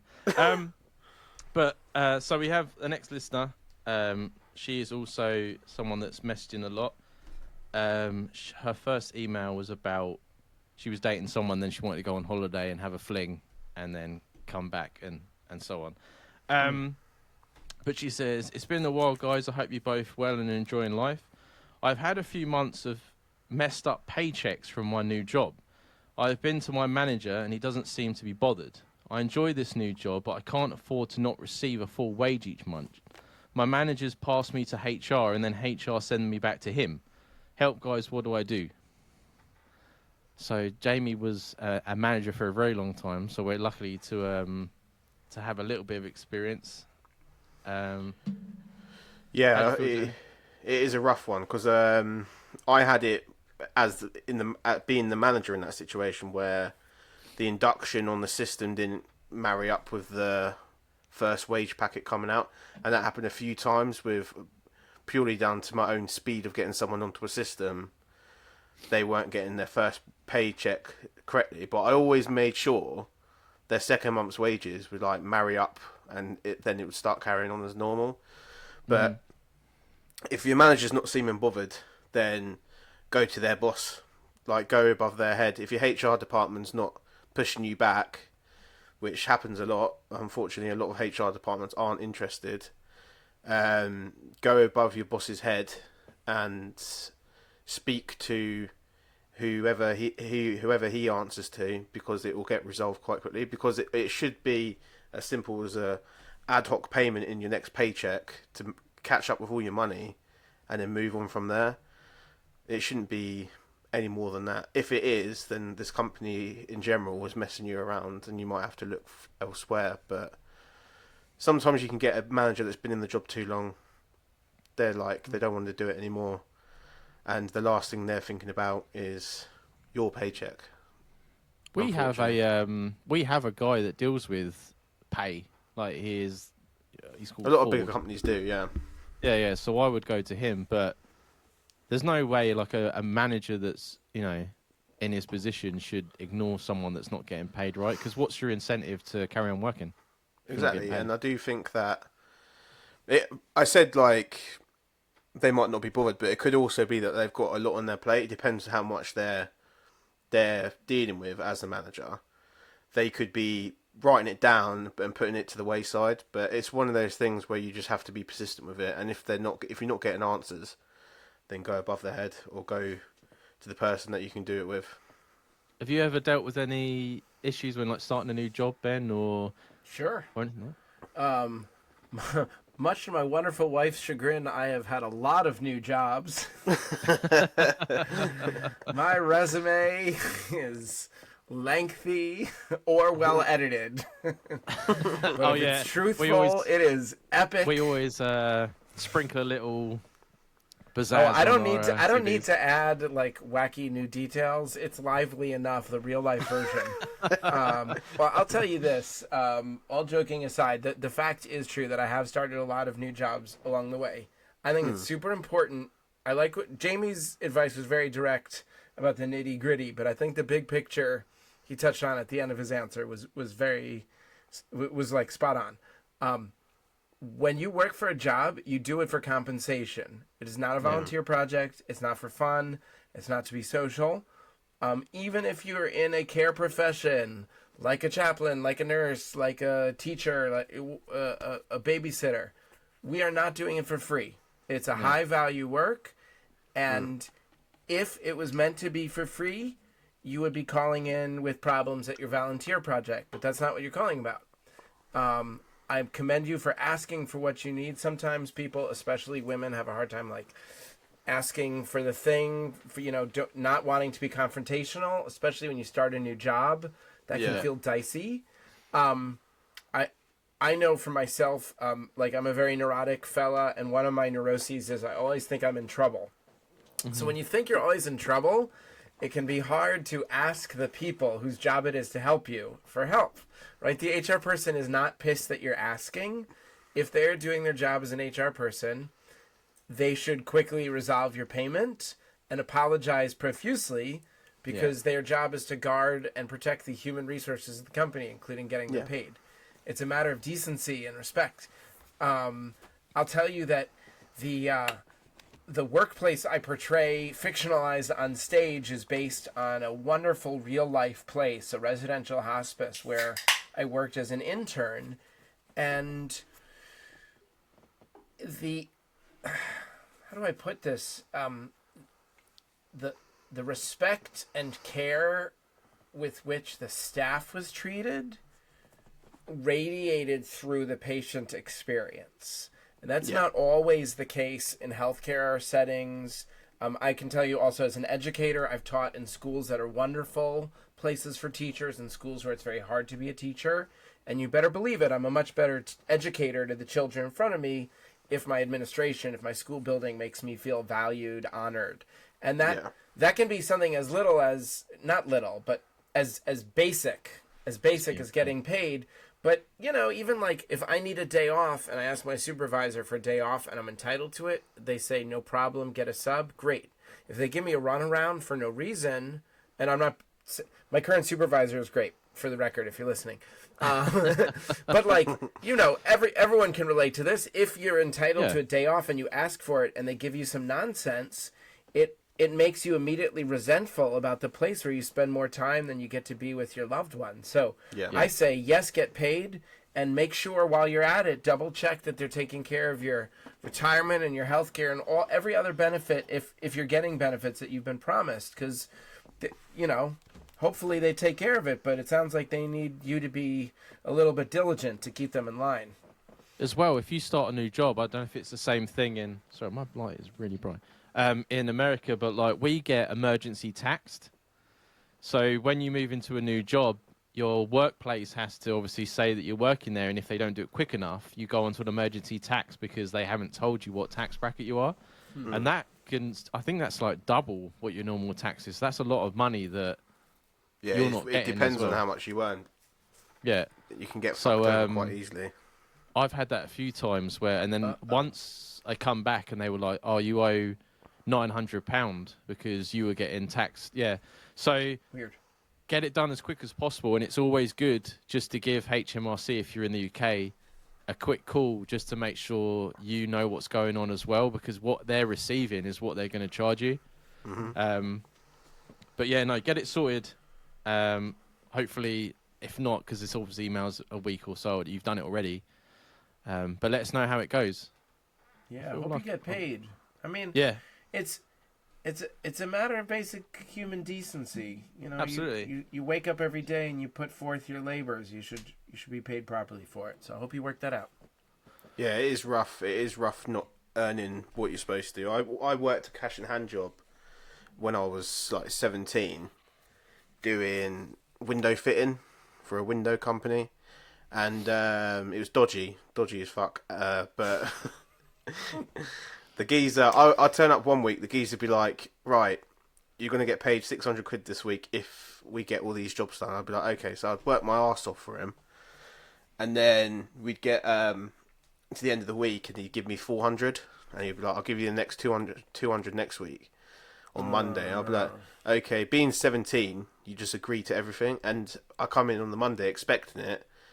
And he was nowhere to be seen. Then the following week he would give me the 200 at the end of the week, and then it was like spits and spurts all the time, and I was always up and down, and luckily I was living at home and I didn't have bills to pay. But if you've got bills to pay, that really messes you up, and that's part of the reason I left that job. Other part of the reason is I knew it was dodgy when I was there. Yes. Cowboy builders. It is good advice to avoid dodgy places. I mean, I was kind of thinking that as you were reading her message, like how many messages I'm not getting paid in a row does it take for the company to resolve this before you start thinking I'm working for a dodgy company, to use your word. And I think about, like, I've worked at a lot of places, whether it's a small synagogue or a big school district, like, they usually make sure that the new employee gets paid as soon as possible. And if your payment's going to be delayed, they're usually telling you how and why. Like, we're so sorry you missed this deadline because of this paperwork, but don't worry, you'll get double. Like, I remember that happening at a few new jobs where I was like, oh, okay. But, like, it felt nice that they cared. So I hope they show an inkling of caring. Yeah, let us know how it goes, and hopefully it's sorted. Right, so we haven't heard from this people, but Ben, we have an office that listens to us every week, and actually they play us out in the. I imagine loudspeakers across the ceilings, and they're portraying us to the whole office. Wow, But this exciting. is so this is. Do we know what kind of office they are and what they sell? I thought about asking, but I like to try and keep it as I'm imagining vague. it's Dunder Mifflin. I was gonna say paper products. Yeah. I hope they sell paper products. And if not, they should add that to their offerings. So once I read this out, I'll let you in on a battle that me and Jamie are going through in the last few episodes. Okay. But he says, I've listened to your latest episode today, and Daniel, I'm sorry to say that I've tried it your way and it still doesn't sound right or feel right. But it's definitely become a question I've asked around the office, and everyone agrees that it's Argos and not Argus. I'll explain that in a minute, Ben. I've just adopted a dog called Timothy from the local adoption agency. He is a 3-year-old blue staff. I can't keep his name as Timothy. I know in the past you've helped others with a choice, so please do. I want a nice, strong name for him, maybe a mythological creature or something, open to all ideas. So in the UK, we have I don't know what you would call it. It's almost like you go in and it's like a big, it's a big warehouse, and you go in and you look at a catalog or like a computer system, and you pick what you want, pay for it, and then someone brings it out and you take it away. It's called Argos with an O, but I say Argus. It's just a quicker way of saying it, and apparently it's a Scottish thing. And it's caused a massive debate, and apparently the majority of people say I'm wrong. It's just a lowdown, and you don't have to weigh in because it's not a... and there was a poll on Instagram that showed that it was a landslide. No, it was not a landslide. It was only 2 people that... Anyway, it doesn't Fellas, matter. I feel like, as an uninformed American, it is my duty to weigh in on this matter. I know absolutely nothing about this. I've never set foot in the UK, let alone Scotland. I don't know the word you're pronouncing, but I have to say, I agree with all of you. I think you're all terrific. I just want to be your friend. And I love how you pronounce your wacky Scottish words. That's my informed opinion. I'm glad I was able to contribute. I'll handle that. I'm glad though that people are, because my thing was no one's even trying it my way, and we get a lot of emails that they are now. Just for my listening pleasure, Daniel, once more, your way and the so-called other way. So it's spelled Argos, which is Argos. Argos. Yeah, so it's spelled Argos. See, I would say Argos. Argos, yeah. Argos. Argos, if it's Spanish. Está hablando español. But it's easier just to say Argus, with a U. Well, it's not with a U, but it's just an Argus. Argus. He's making it That's up. what I heard. Argus. And Jamie, how do you say it? Argos, the way it's supposed to be said. Ghost. With an R, with an O, sorry. With Argos. Argos. But Argus is such an easier way to say it. It's just It's like you missed out the letter. That's what it sounds like. It's the almost... English language is the English language is just basically you say it however you want to say it. The same thing I always say water. People say water, and it hasn't got an L in it, but that's how people in the UK say it. Water. Water, yeah. So why can't I say Argus if people can say, there you go, that's the real way you say it. Americans kind of lean hard into that R. The same way it works with bath or bath. There's no R in bath. I take a bath. Bath, there you go. But normal people would say bath. Well, I say normal people. English people do you would know say the famous old song, I say potato, you say potato. I say tomato, you say tomato. Potato, tomato. But in this case, Dan's the only person calling it Argus. He's not, because everyone I've spoken to and my mum has spoken to, they say Argus. Anyway, we're getting off subject. I love how strongly you feel about pronouncing it wrong and owning it. Can I say once more for all of you audio listeners, Daniel's making the same big smile for mispronouncing the word that he did talking about photographing his penis. It's the same smile. It's I pronounce words wrong. and I take photos of my penis, and he grins like a Cheshire cat. It's very handsome / creepy and wonderful all at once. I know it winds people up, so I'm just going to keep playing on it. It's yeah, beautiful, so we get, Daniel. You're a beautiful man. We get like a white. We say doesn't matter how small the question is. So we've had quite a few about pets and things. This is one actually we spoke to about before, which I'm going to ask you, Ben. Yeah, I'm ready. I like pets. So I absolutely agree with adopting from shelters and things like that because they need a home as well, right? It's not all about brand new. Okay. But I feel when you've named a pet, no matter how old they are, you can't then change their name. But Jamie feels like it's not the name, it's the way you say it. Where I think to myself, but if you can teach a dog to smell crack out of someone's arse, they're going to know what their name is. Like, that's not me being strange, right? Like, dogs are really intelligent creatures. So you keep that dog as Timothy?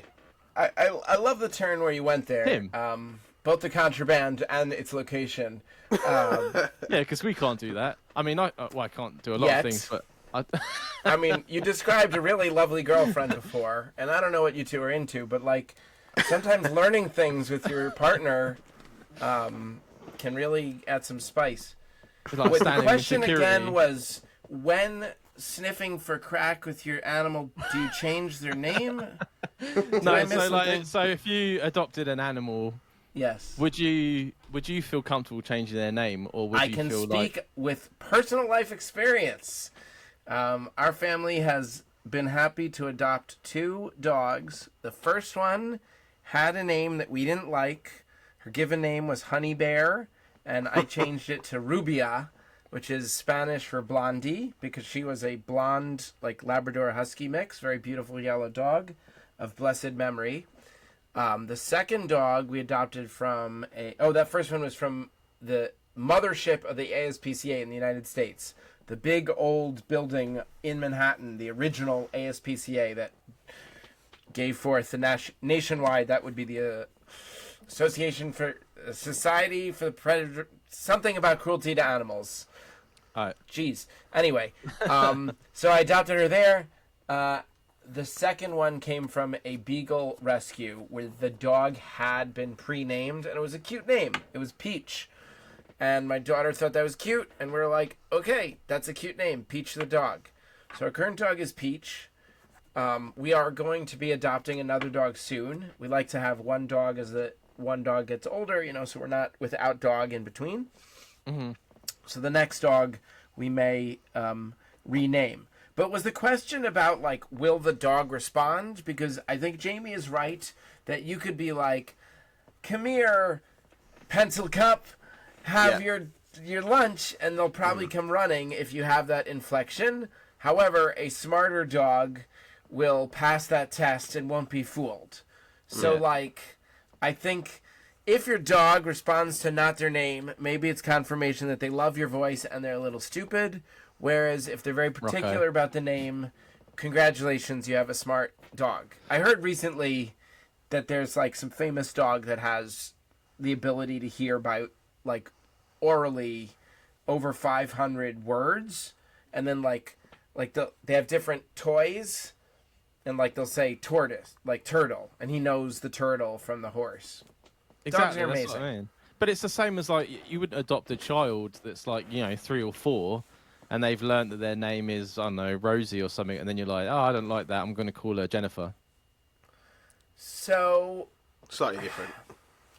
How's it slightly different? People but I would treat say, kids as I don't know what the dogs magical deadline is, Daniel. Definitely adoptive families, especially when you're talking international adoptions, will assign a new name for the child in their home country's language. I mean, if you think about it, most Russian children that get adopted to the U.S., I don't think they are raised as, like, Anastasia or something, or Sasha. Yeah. I mean, maybe, but I think, and certainly for, like, Korean kids, they were frequently adopted by white families and not given Korean names. Angelina Jolie. I'm in no way against, like, if you want to change your dog's name, that's completely up to you. I'm not less complicated with the dog than with the people. But I'm just saying, I feel that a dog is more intelligent to know They're not. That's what their name is. But here you go. Jamie's like. Jamie's So, a but little can you skeptical. smell like the difference in someone's blood when they're about to have a seizure, or like dogs are so intelligent? I think way more than we are. I think if you Differently- speak to a they're dog differently if you say the same syllable, if I said, because my dog's called Rocco, yeah. Yeah, So but that's your two dog is also incredibly spoiled. Yeah, but he's got Them's two fighting syllables. Yeah, it's 2 syllables. I could say any word with 2 syllables in the same tone. Rocco will answer to that. Happens with any dog. Any dog, they will answer to the same tone. No, I just don't want to believe notice that Daniel said something really mean about you and your dog, and you just went right past that. Is that It's a 'cause he technique knows that his you dog's use in your incredibly friendship spoiled. to just ignore half of the shit he says? Yeah, I'm used to Dan's derogatory terms towards my dog. He is, because he knows his dog is incredibly spoiled. Again, he's not Rocco's choosing my boy. to engage. He's my boy. He's just smiling. Jamie, okay, for all of you audio-only listeners, Jamie gave his first chicken grin, not while photographing his penis, folks, but while talking about his dog. So there you go. Daniel's a again- perv, and Jamie's relatable dog owner. Yeah, But listen- no judgment. I said I'm sex positive. When I called you a perv, Daniel, I did so with love, honor, and respect. I've opened up a befits lot a podcast host. in this podcast, so people know what I'm like. But yeah, Um, people know exactly what Dan's like.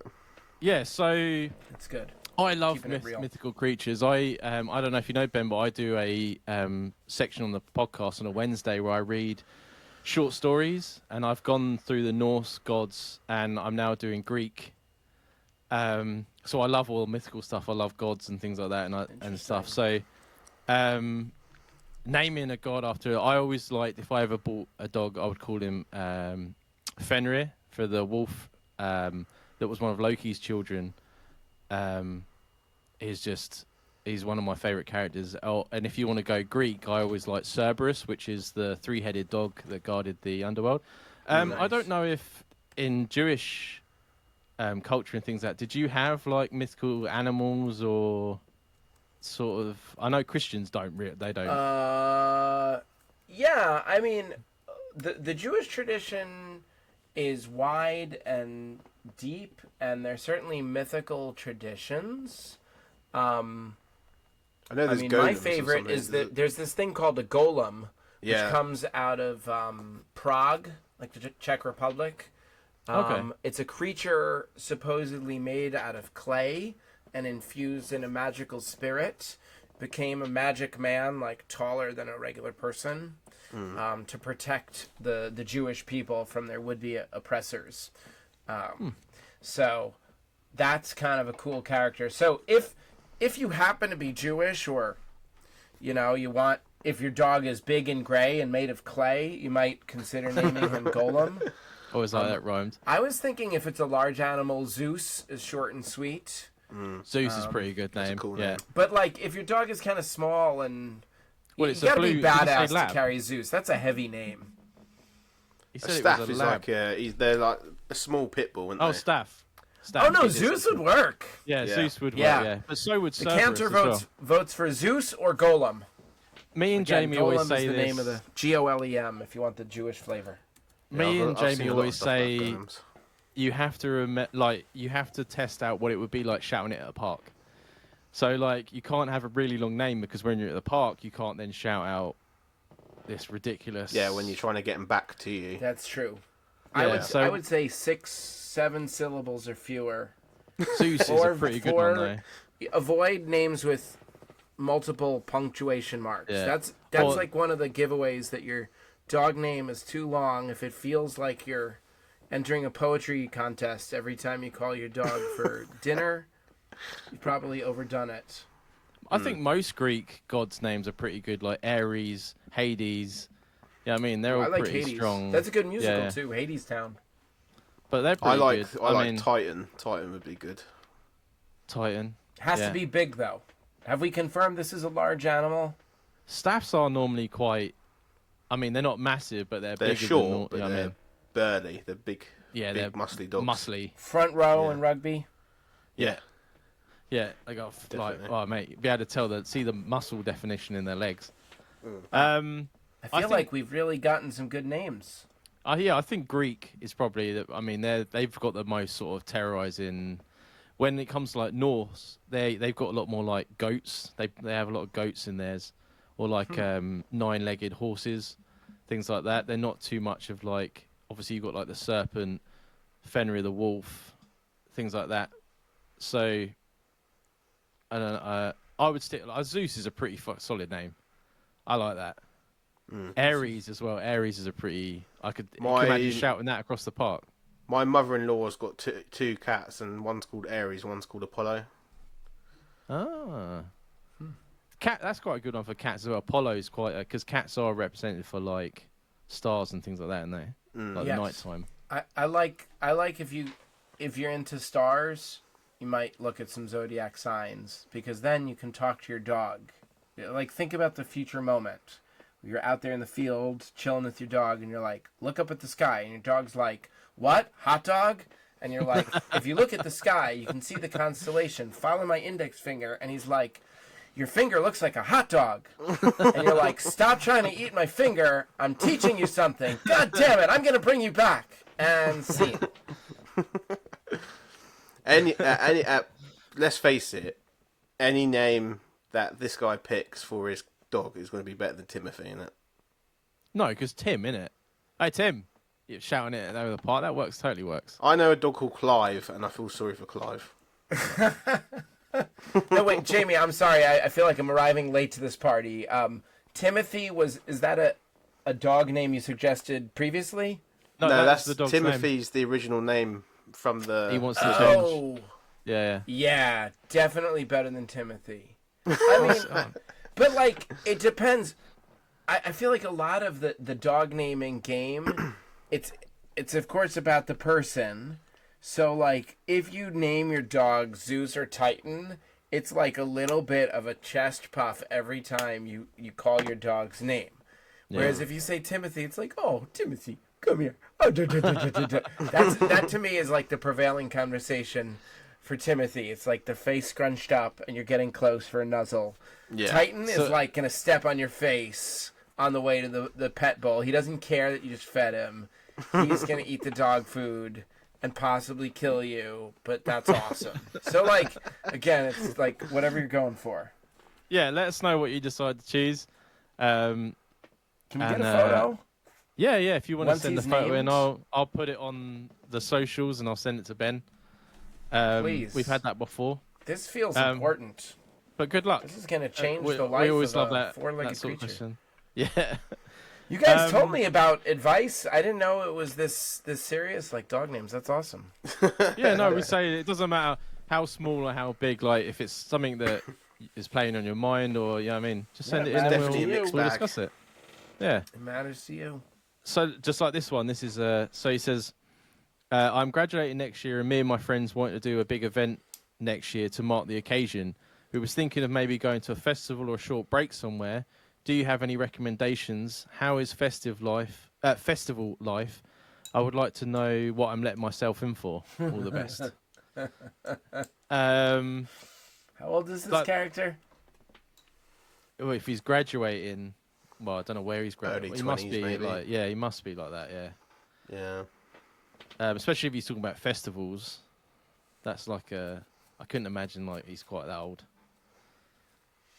There's loads of festivals. It depends where you're based, right? It could be cheaper. It could be more expensive. Mm-hmm. I've always wanted to go to Oktoberfest. I can imagine that's blinding. I'd love to do that. Yeah. I think part of the question is what are you looking for with your friends? If the idea is to get away to a city you've never been, you can pick fill in the blank fest at your preferred city, right? So like in the States, Austin is a city that's become famous for South by Southwest, and so a lot of people go for that festival, but other people go for Austin Something Else Fest. They just want to go to Austin. If you're going for like a rock or a music festival and it's all about like the dancing and the music and the psychedelia, then maybe the question is what kind of music do you and your friends like the best, and then you can pick the festival based on that. UK is a big music festival place. Like you got like Download and Transmit and other ones that I don't know because I'm not a big Glastonbury. So that's like a massive. I can never handle like I have a lot of stomach problems. I always have, and that's always put me off. The toilets I've always heard of just disgraceful. I Yeah, can't. going to... I've done it a lot. I've done a lot of festivals, and going to music festivals is a learning point. It's the best way to put it. Like, you find out what the human beings are really capable of. I think, like when you when you see the state of some of the toilets and stuff like that. But If you it's just go to definitely your enjoyable. work. It's definitely enjoyable. I would recommend it to anyone to do it at least once. Yeah. Well, sounds like you're at the age where you're ready for some adventures. So have an adventure. Look out for your buddies, though. Even though you're 20, you're not indestructible. Drink your water. Obviously, Eat some food. you've always got like Ibiza and things like that. For like, I've been looking into like going to Greece. I'd love to go to Athens and see all that, because obviously I've been reading the Greek books. But it depends. Yeah, it depends on like your social thing. Like I have got to the point now where I just want to eat food and have a drinks and then go to bed at 10 o'clock. I don't want to be up Yeah, partying so all night Oktoberfest may be perfect for you, Daniel. Oh mate, I'd be wrecked on beer and sausage. But yeah, it's definitely like you definitely got to mark the occasion. I mean, graduating is not by any means an easy feat to stick to it, and it's definitely something you want to remember. So, a music festival is quite a good one. But a triple if you're way fans of other things, like I'm thinking, a few months ago I appeared at the Asheville Fringe Festival. So obviously in Europe, the mother Fringe of all Festival. is Edinburgh Fringe. So if you're Fringe, into theater, dance, and music, Fringe festivals in your local city can be a great place to check out unique performing arts. If you come up to Edinburgh, I'll come see you. Yes, I'll Edinburgh join is in. kind of the mother. It costs extra, but yes, I'll let you know. Yeah. But like, I also know like a big adventure like this can cost an arm and a leg, or you can do it on the cheap. So I'm thinking, if you have a limited budget, try to stay closer to home. Maybe pick a festival that's a little smaller, or go. Yeah, Amsterdam's amazing. That's right. You can could do go like hostels. Yeah, go on a small trip. Because the thing is, to me, if it's about being with your buddies, small adventures that you remember are the main thing to me. Yeah. Yeah. Oh yeah. It's definitely. about memories, isn't it? It's definitely about memories. There's a few ideas. Hopefully, you find out something great, and have some crazy time so we can speak about it on the podcast. We want some drunken antics, accidents. Not mad accidents, just like tripping over or ripping your trousers, something like that. Yes. That's always a fun one.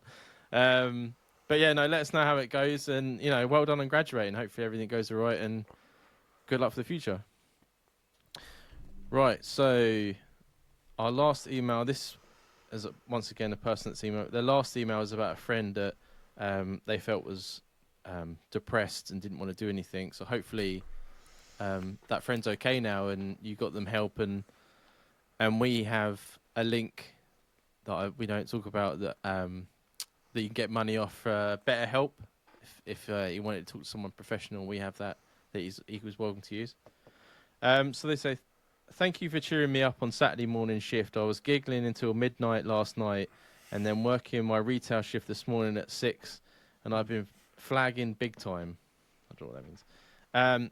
We're in a heavy debate this morning at work, as one of the young ones is claiming she has time blindness, which is supposed to be a real condition about not being on time to things because you can't recognise time. This one made my blood boil, I swear to God. You may have to I'm sorry. My laughter is not meant to be judgmental. Oh no, it absolutely is. I absolutely hate that fucking. So he says, please have my back, gents. This is not just someone not arriving to work on time and making excuses. This pisses me off, something chronic, because I have ADHD, and one of the conditions is time blindness, which has nothing to do with, I'm not going to turn up on time. It's because we don't absorb the normal stimulation. So like if I'm editing the podcast, I can edit a podcast and then I can look up from the laptop and all of a sudden it's dark because I don't take in like the light change or anything like that, or like but there's ways When around you're it. so right? focused, you lose track Yeah. of time. But I can relate. there's always things to do, right? There's alarms, there's scheduling. Someone to go into a workplace and go, I'm late because I can't recognize time is just a downright. You're taking advantage of someone that has this problem, because people that suffer with this, if I'm late, I'm never late. I'm never late for anything because I feel shame when I'm late. So this to me is really upsetting because I try my hardest never to be late, to the point where I won't do anything at all until that meeting because I need to be there on time. And it's this unreasonable. It's oh man, I was in Costa when I got this email with Sabina, and I just went fucking. My face was red, and I was just talking to her, reeling off the abuse that I was talking to. I'm like, Oh man, Daniel, is that the same Costco where you got my message on Instagram? I feel like you spend a lot of time shopping. Can we explore that? He does, yeah. Oh, no, well, I was with my mum, and well, that's another ADHD thing. I'm not very good with my money. No, I was in where was I in? Home, no. I don't know. You were It at was a some different- store when my Yeah, message pinged you. Sort of like So. a TK Maxx, which is like a load of like random stuff that's like cheap. No, Costco's Okay. like a Costa is like a coffee place. Okay. So I was getting a coffee. Oh, you like Before I went Costa, somewhere else. like Starbucks. Sorry, sort of yeah, I situation. meant We have Costa, coffee yeah. in the United States too. See, Coffee. we can be friends. Coffee. It's Say like coffee. Starbucks, yeah. Coffee. Wait, but was there a it's question here? We're having a laugh. is time blindness a load of shit, or is... Oh, yeah. So, I mean, the term I'm not familiar with, but I think what you like. So, one of my 17 former jobs, I'm a trained special educator, and I think it's important to recognize the social, emotional, and learning challenges that people bring to the table, and then you have to learn the accommodations that you help the children with while they're kids, and that they need to take into adulthood when they're adults if they want to be high functioning and exist in society. So, like, there are definitely developmentally disabled adults who can't do time, right? We don't call them mean names anymore, but maybe we did in a bygone era. And guess what?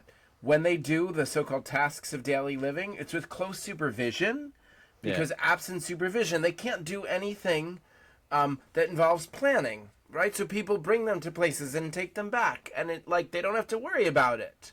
But So this is the thing. So if she right? wants to be a high-functioning adult, no one gives a shit about your special education thing. Hopefully they're kind about it. But yes, you got to show up on time to exist in polite society.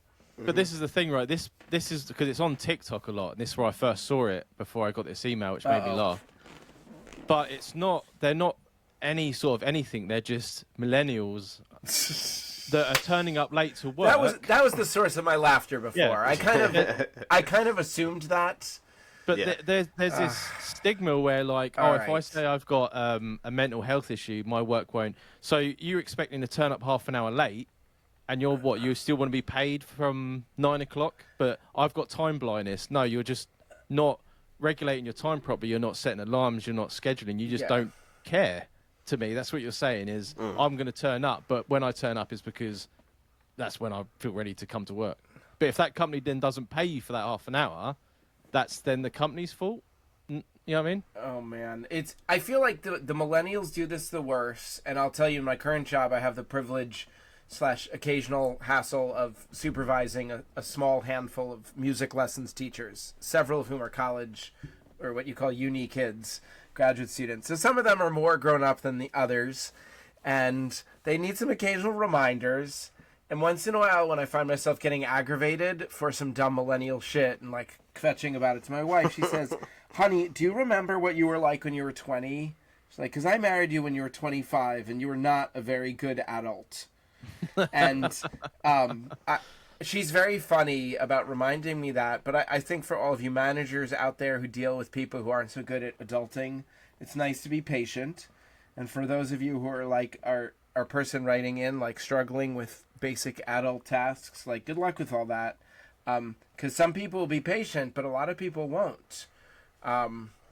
I struggle with it. I mean, I call it a Peter Pan complex. I'm recently 43 years old. And you guys, we had a good laugh like planning this, and I kept joking about time zones and shit like that. But like ultimately, I got to figure out what time to log onto the computer if I'm going to talk to you, or this conversation's not going to happen. And you don't give two shits what reason it is that I fuck it up. Now, I tried my best not to, and thank goodness we had our conversation. But like, I occasionally have trouble with scheduling and time, and I'm a high functioning sort of adult with various interesting things about my brain, right? And so I have to have accommodations to make it work. You mentioned alarms and schedules and pings, and all that helps. And I hope you find a combination of accommodations and patient bosses, because you're going to need both.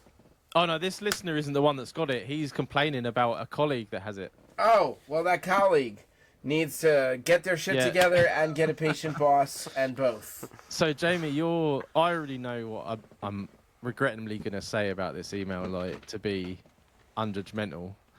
As you, as a former boss, if this colleague come to you, staff member, and said to you, you were like, why are you late? And they just look at you and go, I've got time blindness. They'll be on disciplinary. I wouldn't be dealing with that shit at all. I'm late to everything. As a person, I'm late. I would be late to my own funeral. That's what I'm like. But you take it as it comes, Jamie, right? Yeah, I take it your own as funeral. If you set a second alarm, that might help you. yeah, I might wake up then. I don't know. We'll see. It's the second alarm that makes the difference. That's the trick. I actually, for work, because I work early in the morning, I start at 6. For work, I literally set an alarm from 4:15 all the way up to 5 o'clock, and 5 o'clock is when I should have left the house. So if my last alarm is going off and I'm still in that bed, I know I'm going to be late. And there's been times I've been on warnings before in the past for being late to stuff, and it just happens. I'm always late to the podcast, famously. It's always brought up that I'm always late to the podcast. I wasn't today because we had a guest on. That's the only time I'm on time. We recorded before you came on, and he was in flat late. Yeah, but you know the reason for that. I'm going to blame my mother for that. Hey. Yeah. As a boss, like what Ben said, you have to be patient. There's once, twice. I always do it once, twice, and then the third strike, you'll be on a warning. Done. But that's the way it works, right? That's the way the work policy is. There's no... See, this is what I was... There's two sides to this, right? Like, I have ADHD, like I said, and I've suffered with this, and because I suffer with that, I deal with that. I don't put that on work. If I'm late for something, I just say, I'm sorry I'm late. I don't say, I've got time blindness. No, that's my problem, right? I'm dealing with it. Especially with that funny voice. Yeah. I feel like because that's how patronising it is. Well, if you're gonna bring an excuse to the boss, you might as well go all the way in and say it in a funny voice. Mm-hmm. I missed the appointment because I have time blindness. So my initial reaction, because I struggle with this myself, is to say to them, if you don't want to fucking work, fuck off. But then I know from a business point of view, you can't say that. There's a lot of social media, like they'll go on social media. So unfortunately, I would say, right, there's two options. If you come in at 9:30, you can sit in the break room till 10, and I will pay you from 10 till you're supposed to finish. Either that, or I put you in the schedule an hour earlier, knowing that you full well you will be late. So technically, if I put you in at 8 and you come in at 8:30, you're not supposed to start till 9 anyway. You're not late. So I'm making accommodations then for you for this problem. That's a lot more work than you have to deal with, though. You shouldn't be doing but that. There's no way that person can then go on social media and say that the company isn't trying. You're not taking any money off of that person. There is no way for that. You see what I mean? But that's not your responsibility. You shouldn't have to do that. But in a world like we are right now, to me, that's you being accommodating to them. Otherwise, Jamie's right. Like you follow the steps of your workplace. It's always you're late. You get a warning after 3 lates. After 3 lates, you get a warning. After you've had 2 more warnings, you then get disciplinary, and then you get the fuck out the door. If you turn around to that person and said, right, so if your money's late, you can't pay your rent or anything like that, and you come to me and I say, the person on payroll's got time blindness, what can you do about it? they're then going to be like, well, that's not right. And I'm like, well, why is it not right for them to have time blindness, but it's right for you to have it? You know what I mean? Right. If you have got your house is leaking and you call a roofer and they come to you and be like, and they're like, oh, my roof has now fallen through because you didn't turn up when you said you were, and you'd be like, well, I had time blindness. The way that I see it is if I was to decide that I identify that I'm 15 minutes behind everyone else, 2023, you're supposed to accept that, but it's a load of shite. It's bullshit. You got to look at the On point both of the sides person of the that owns the Atlantic, business. it's bullshit. You got to look at the point of view of the person that owns the business. They're not going to pay you for not being there, and neither should you expect them to do that. No, exactly. Yeah. You know what I mean? I was privy to a very funny conversation. Right now in physical therapy, I have a little bit of a bum knee, and shout out to physical therapists. Woo! Do your exercise, stretch. Anyway, so I'm getting good relief, but it's one of these places where they have the table. So one guy's working on you, and you hear the next person's conversation, like a crowded restaurant in London or New York. So I'm sitting there, like, enjoying this hot pack on my back. And the woman starts in with my physical therapist, and she's like, how come you said I was late last time? And he says, because you were late. And she goes, I was only 8 minutes late in the parking lot when you people called me. And he goes, we called you 8 minutes after your appointment because you were 8 minutes late to tell you you were late. She's like, and then I got in a few minutes later and you canceled my appointment. He's like, because at that point you were 15 minutes late and I had to see the next person. Yeah. And she was like, it was sort of funny to me because it was clear that she had the expectation that there was just a general 15 to 20 minute, like, give time whenever she wanted to bargain, like, as if she was at the market, like, haggling over a price. And he was so patient. I gave him a compliment later because it's like a part of bedside manner is not just to be like a loving Chaplin and hear their sad stories. It's also to, like, deal with patients or being a pain in the ass and not turn on them, right? Like, you just nod and smile and say, you need to be on time to get your care. And she was, like, really annoyed. And he said, at this point, you're wasting our time. He's like, I want to care for you. If you want to stay and get physical therapy, stay on the table. Yeah. If you want to argue further, you should go to the office manager. And she's like, okay. And then she stopped. And I thought to myself, like, there's a certain amount of spectacular self-entitlement to argue repeatedly with someone about your lateness, saying it's not late. And I think about that, you know, now that I supervise workers, like, if they're not exactly on time for, like, the clarinet lesson, I've got a 10-year-old who's not supervised, and it's a fucking problem. I don't know what kind of work this person is in, but generally speaking, whatever the industry is, if there's a schedule, it means people are relying on you. So, like, being late, whatever the reason, means you're messing with everyone else's plans, and it's generally inconsiderate. So I'm always thinking, like, do what it takes to be on time so it works for everyone. It's such an easy, like, it's such a standard thing as well. If, like, you've given a time limit, be there on time. I know there's traffic, there's this, there's that, and you can, like you say, you can accompany it. Oh, why were you late? Oh, there was traffic. Okay, then. Yeah. But to then just blatantly say, because one of the TikToks is a woman went for a job, and she said to the person giving the interview, "Do you what's the word? Accommodate for time blindness." So they ignored it, and then at the end they were like, if you want to work at any point in your life, you're going to have to deal with that. And she got really upset about it. And I was like, he was absolutely right to tell her that. Well, exists in complicated Western society. Like, switching hats from chaplain to school teacher, like, sometimes kids get mad when teachers enforce basic time boundaries, right? Like, the lesson is 45 minutes, children. The lesson is 5 minutes from ending. We have to clean up. And they're like, why? And they get all outraged because they're having fun with their activity, right? I get that. You don't want to stop when you're having some fun. But if you don't stop and clean up, you're going to be late for the next thing. And that's going to mess up our little, like, world, which is school. And some kids get that and some don't. But, like, it's a complicated little world school is, right? And especially the kids coming and going. So if I'm late, I make 25 children late, and a teacher is pissed at me. Like, so I learned to be on time, even though it's hard, because others count on me. I think we're belaboring the point, and now we're going to be late for dinner. Or in your case, wait, are you guys late for breakfast, or are you late for the club? Remember, I have a hard time with the time zones. It's 20 past 10 here. Goodness gracious. But like, it's the same with like you saying about that person complaining about being late. They're not thinking about the person behind them. So if you're 15 minutes late, then so is that person. If they're then late, then they're half an hour late for the next person. And then if you're then there past the time you're being paid, you're then working and giving someone something for free, and that's not fair on them. You know what I mean? Because that person's had a schedule, and they're now late because of that person there, and you've still got to do that schedule. You know, it's just no.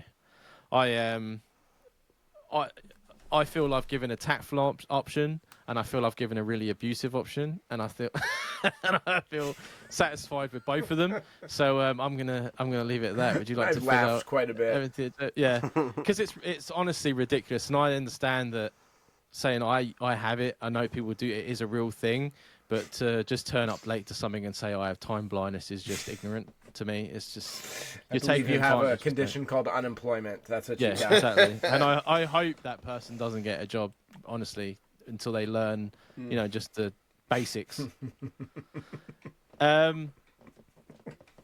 that's the emails. Did you want to again tell everyone where to find? Absolutely. I'd love it, Daniel. Thank you so much, Daniel and Jamie, both for the opportunity to be here. I've enjoyed hearing the questions and playing advice columnist. I didn't. Before we launch into that segment, I forgot to say that chaplains in real life are really not supposed to give prescriptive advice. It's like a big no-no. We're not supposed to teach and preach. We're supposed to be quiet and present and, maybe pray with permission. Maybe social workers, psychologists, they might do a little more advice giving. But with that said, I gave plenty of advice today and laughed about it, and that was fun. It was but good. With your permission. No, I think it was that's really for all good. of you millions of Chaplin fans who are going to flame war me on Twitter or Threads or whatever the F it is. Okay. So you wanted to hear about the play. LifeReviewMusical.com is the name of the website. LifeReviewMusical.com is the website. When you land there, there's a great little trailer video that includes live footage of our most recent live ensemble performance. You'll see me talking about the project and hear interviews from audience members. You can also take a look at a more extended history. For those of you creatives out there working on your big project, thinking, can I ever do it? Well, just be reminded that Mr. Lin-Manuel Miranda took nearly a decade to write Hamilton, and Mr. Ben Kintisch is taking, more than a decade to do Life Review, the hospice musical, and we're not done. So keep working on your project and don't give up, because maybe someday you'll get there. And in terms of my project, it is there and available. What I'm looking for now is opportunities to present the project. There's a forum where you can get in touch. Again, we're doing both in-person and virtual appearances for the one-person play. That's with me doing 8 songs and dialogue in between. The full production, we're looking for theatrical partners. So if you're involved with a theater that does new works, I'd love to hear from you. And then, of course, I do presentations that are not just entertaining, but training. So if you're involved with a hospital, a hospice, a seminary, a university, even a theater program with kids, I'm happy to share the work and then engage with people as a creator, as a chaplain, as a trainer, all different hats that I wear. So you can be in touch with that kind of question. I'm on Instagram at Life Review Musical. And I think I have a Facebook page as well. I think my mother logs on to that. That's the joke about Facebook, right? It's for the old people, says the kids. Kids in my mind is like people under 39. So you guys are kids. And I say that with full love and no condescension, I promise, even if you hear otherwise. And I also want to say, I mean, I said that like cheerful encouragement to creative people out there. It's been exciting to launch a new musical and to collaborate with all the people who are part of my team. And now we're really looking for new partners out there. And that includes people who are moved by the music. If you found the song moving, if you log onto the website and you find the other stuff inspirational, maybe you have a hospice story of a loved one in your life, or maybe there's something about the story of a young person struggling in a new job and finding their way. I mean, the Chaplin story is rather universal, even though most of us aren't chaplains. We've all struggled with jobs and tried to find our way. We've all dealt with loss. So I think while the story is very particular, it's also universal. So if that moves you, be in touch. We need creative partners. We need financial partners and producers. And I'd love to hear from you. And then I guess the last thing I want to say is to return from the advice from before. Even if you never think about my project again, I hope you remember our conversation about what it means to visit with people who you care about. Take a moment when you're done listening to this podcast to send a text message or make a call to that older relative you haven't been in touch with in a while. You'll make all the difference in the world in their life. And that'll be meaningful for both of you. Yeah, okay. Thanks again, Ben, for coming on the pod. We've appreciated it. I'm hoping all the listeners enjoyed the musical element and the message that Ben's trying to put across as well with his show. As always, guys, if you've got any content ideas, questions, or feedback for the show, send it in to twomennohope@gmail.com. And all of Ben's social medias and everything will be put up when this episode gets released on Friday, with the show itself and on our social media. So keep an eye out for that if you want to follow the links. Yeah, that's great. See everyone later. See ya.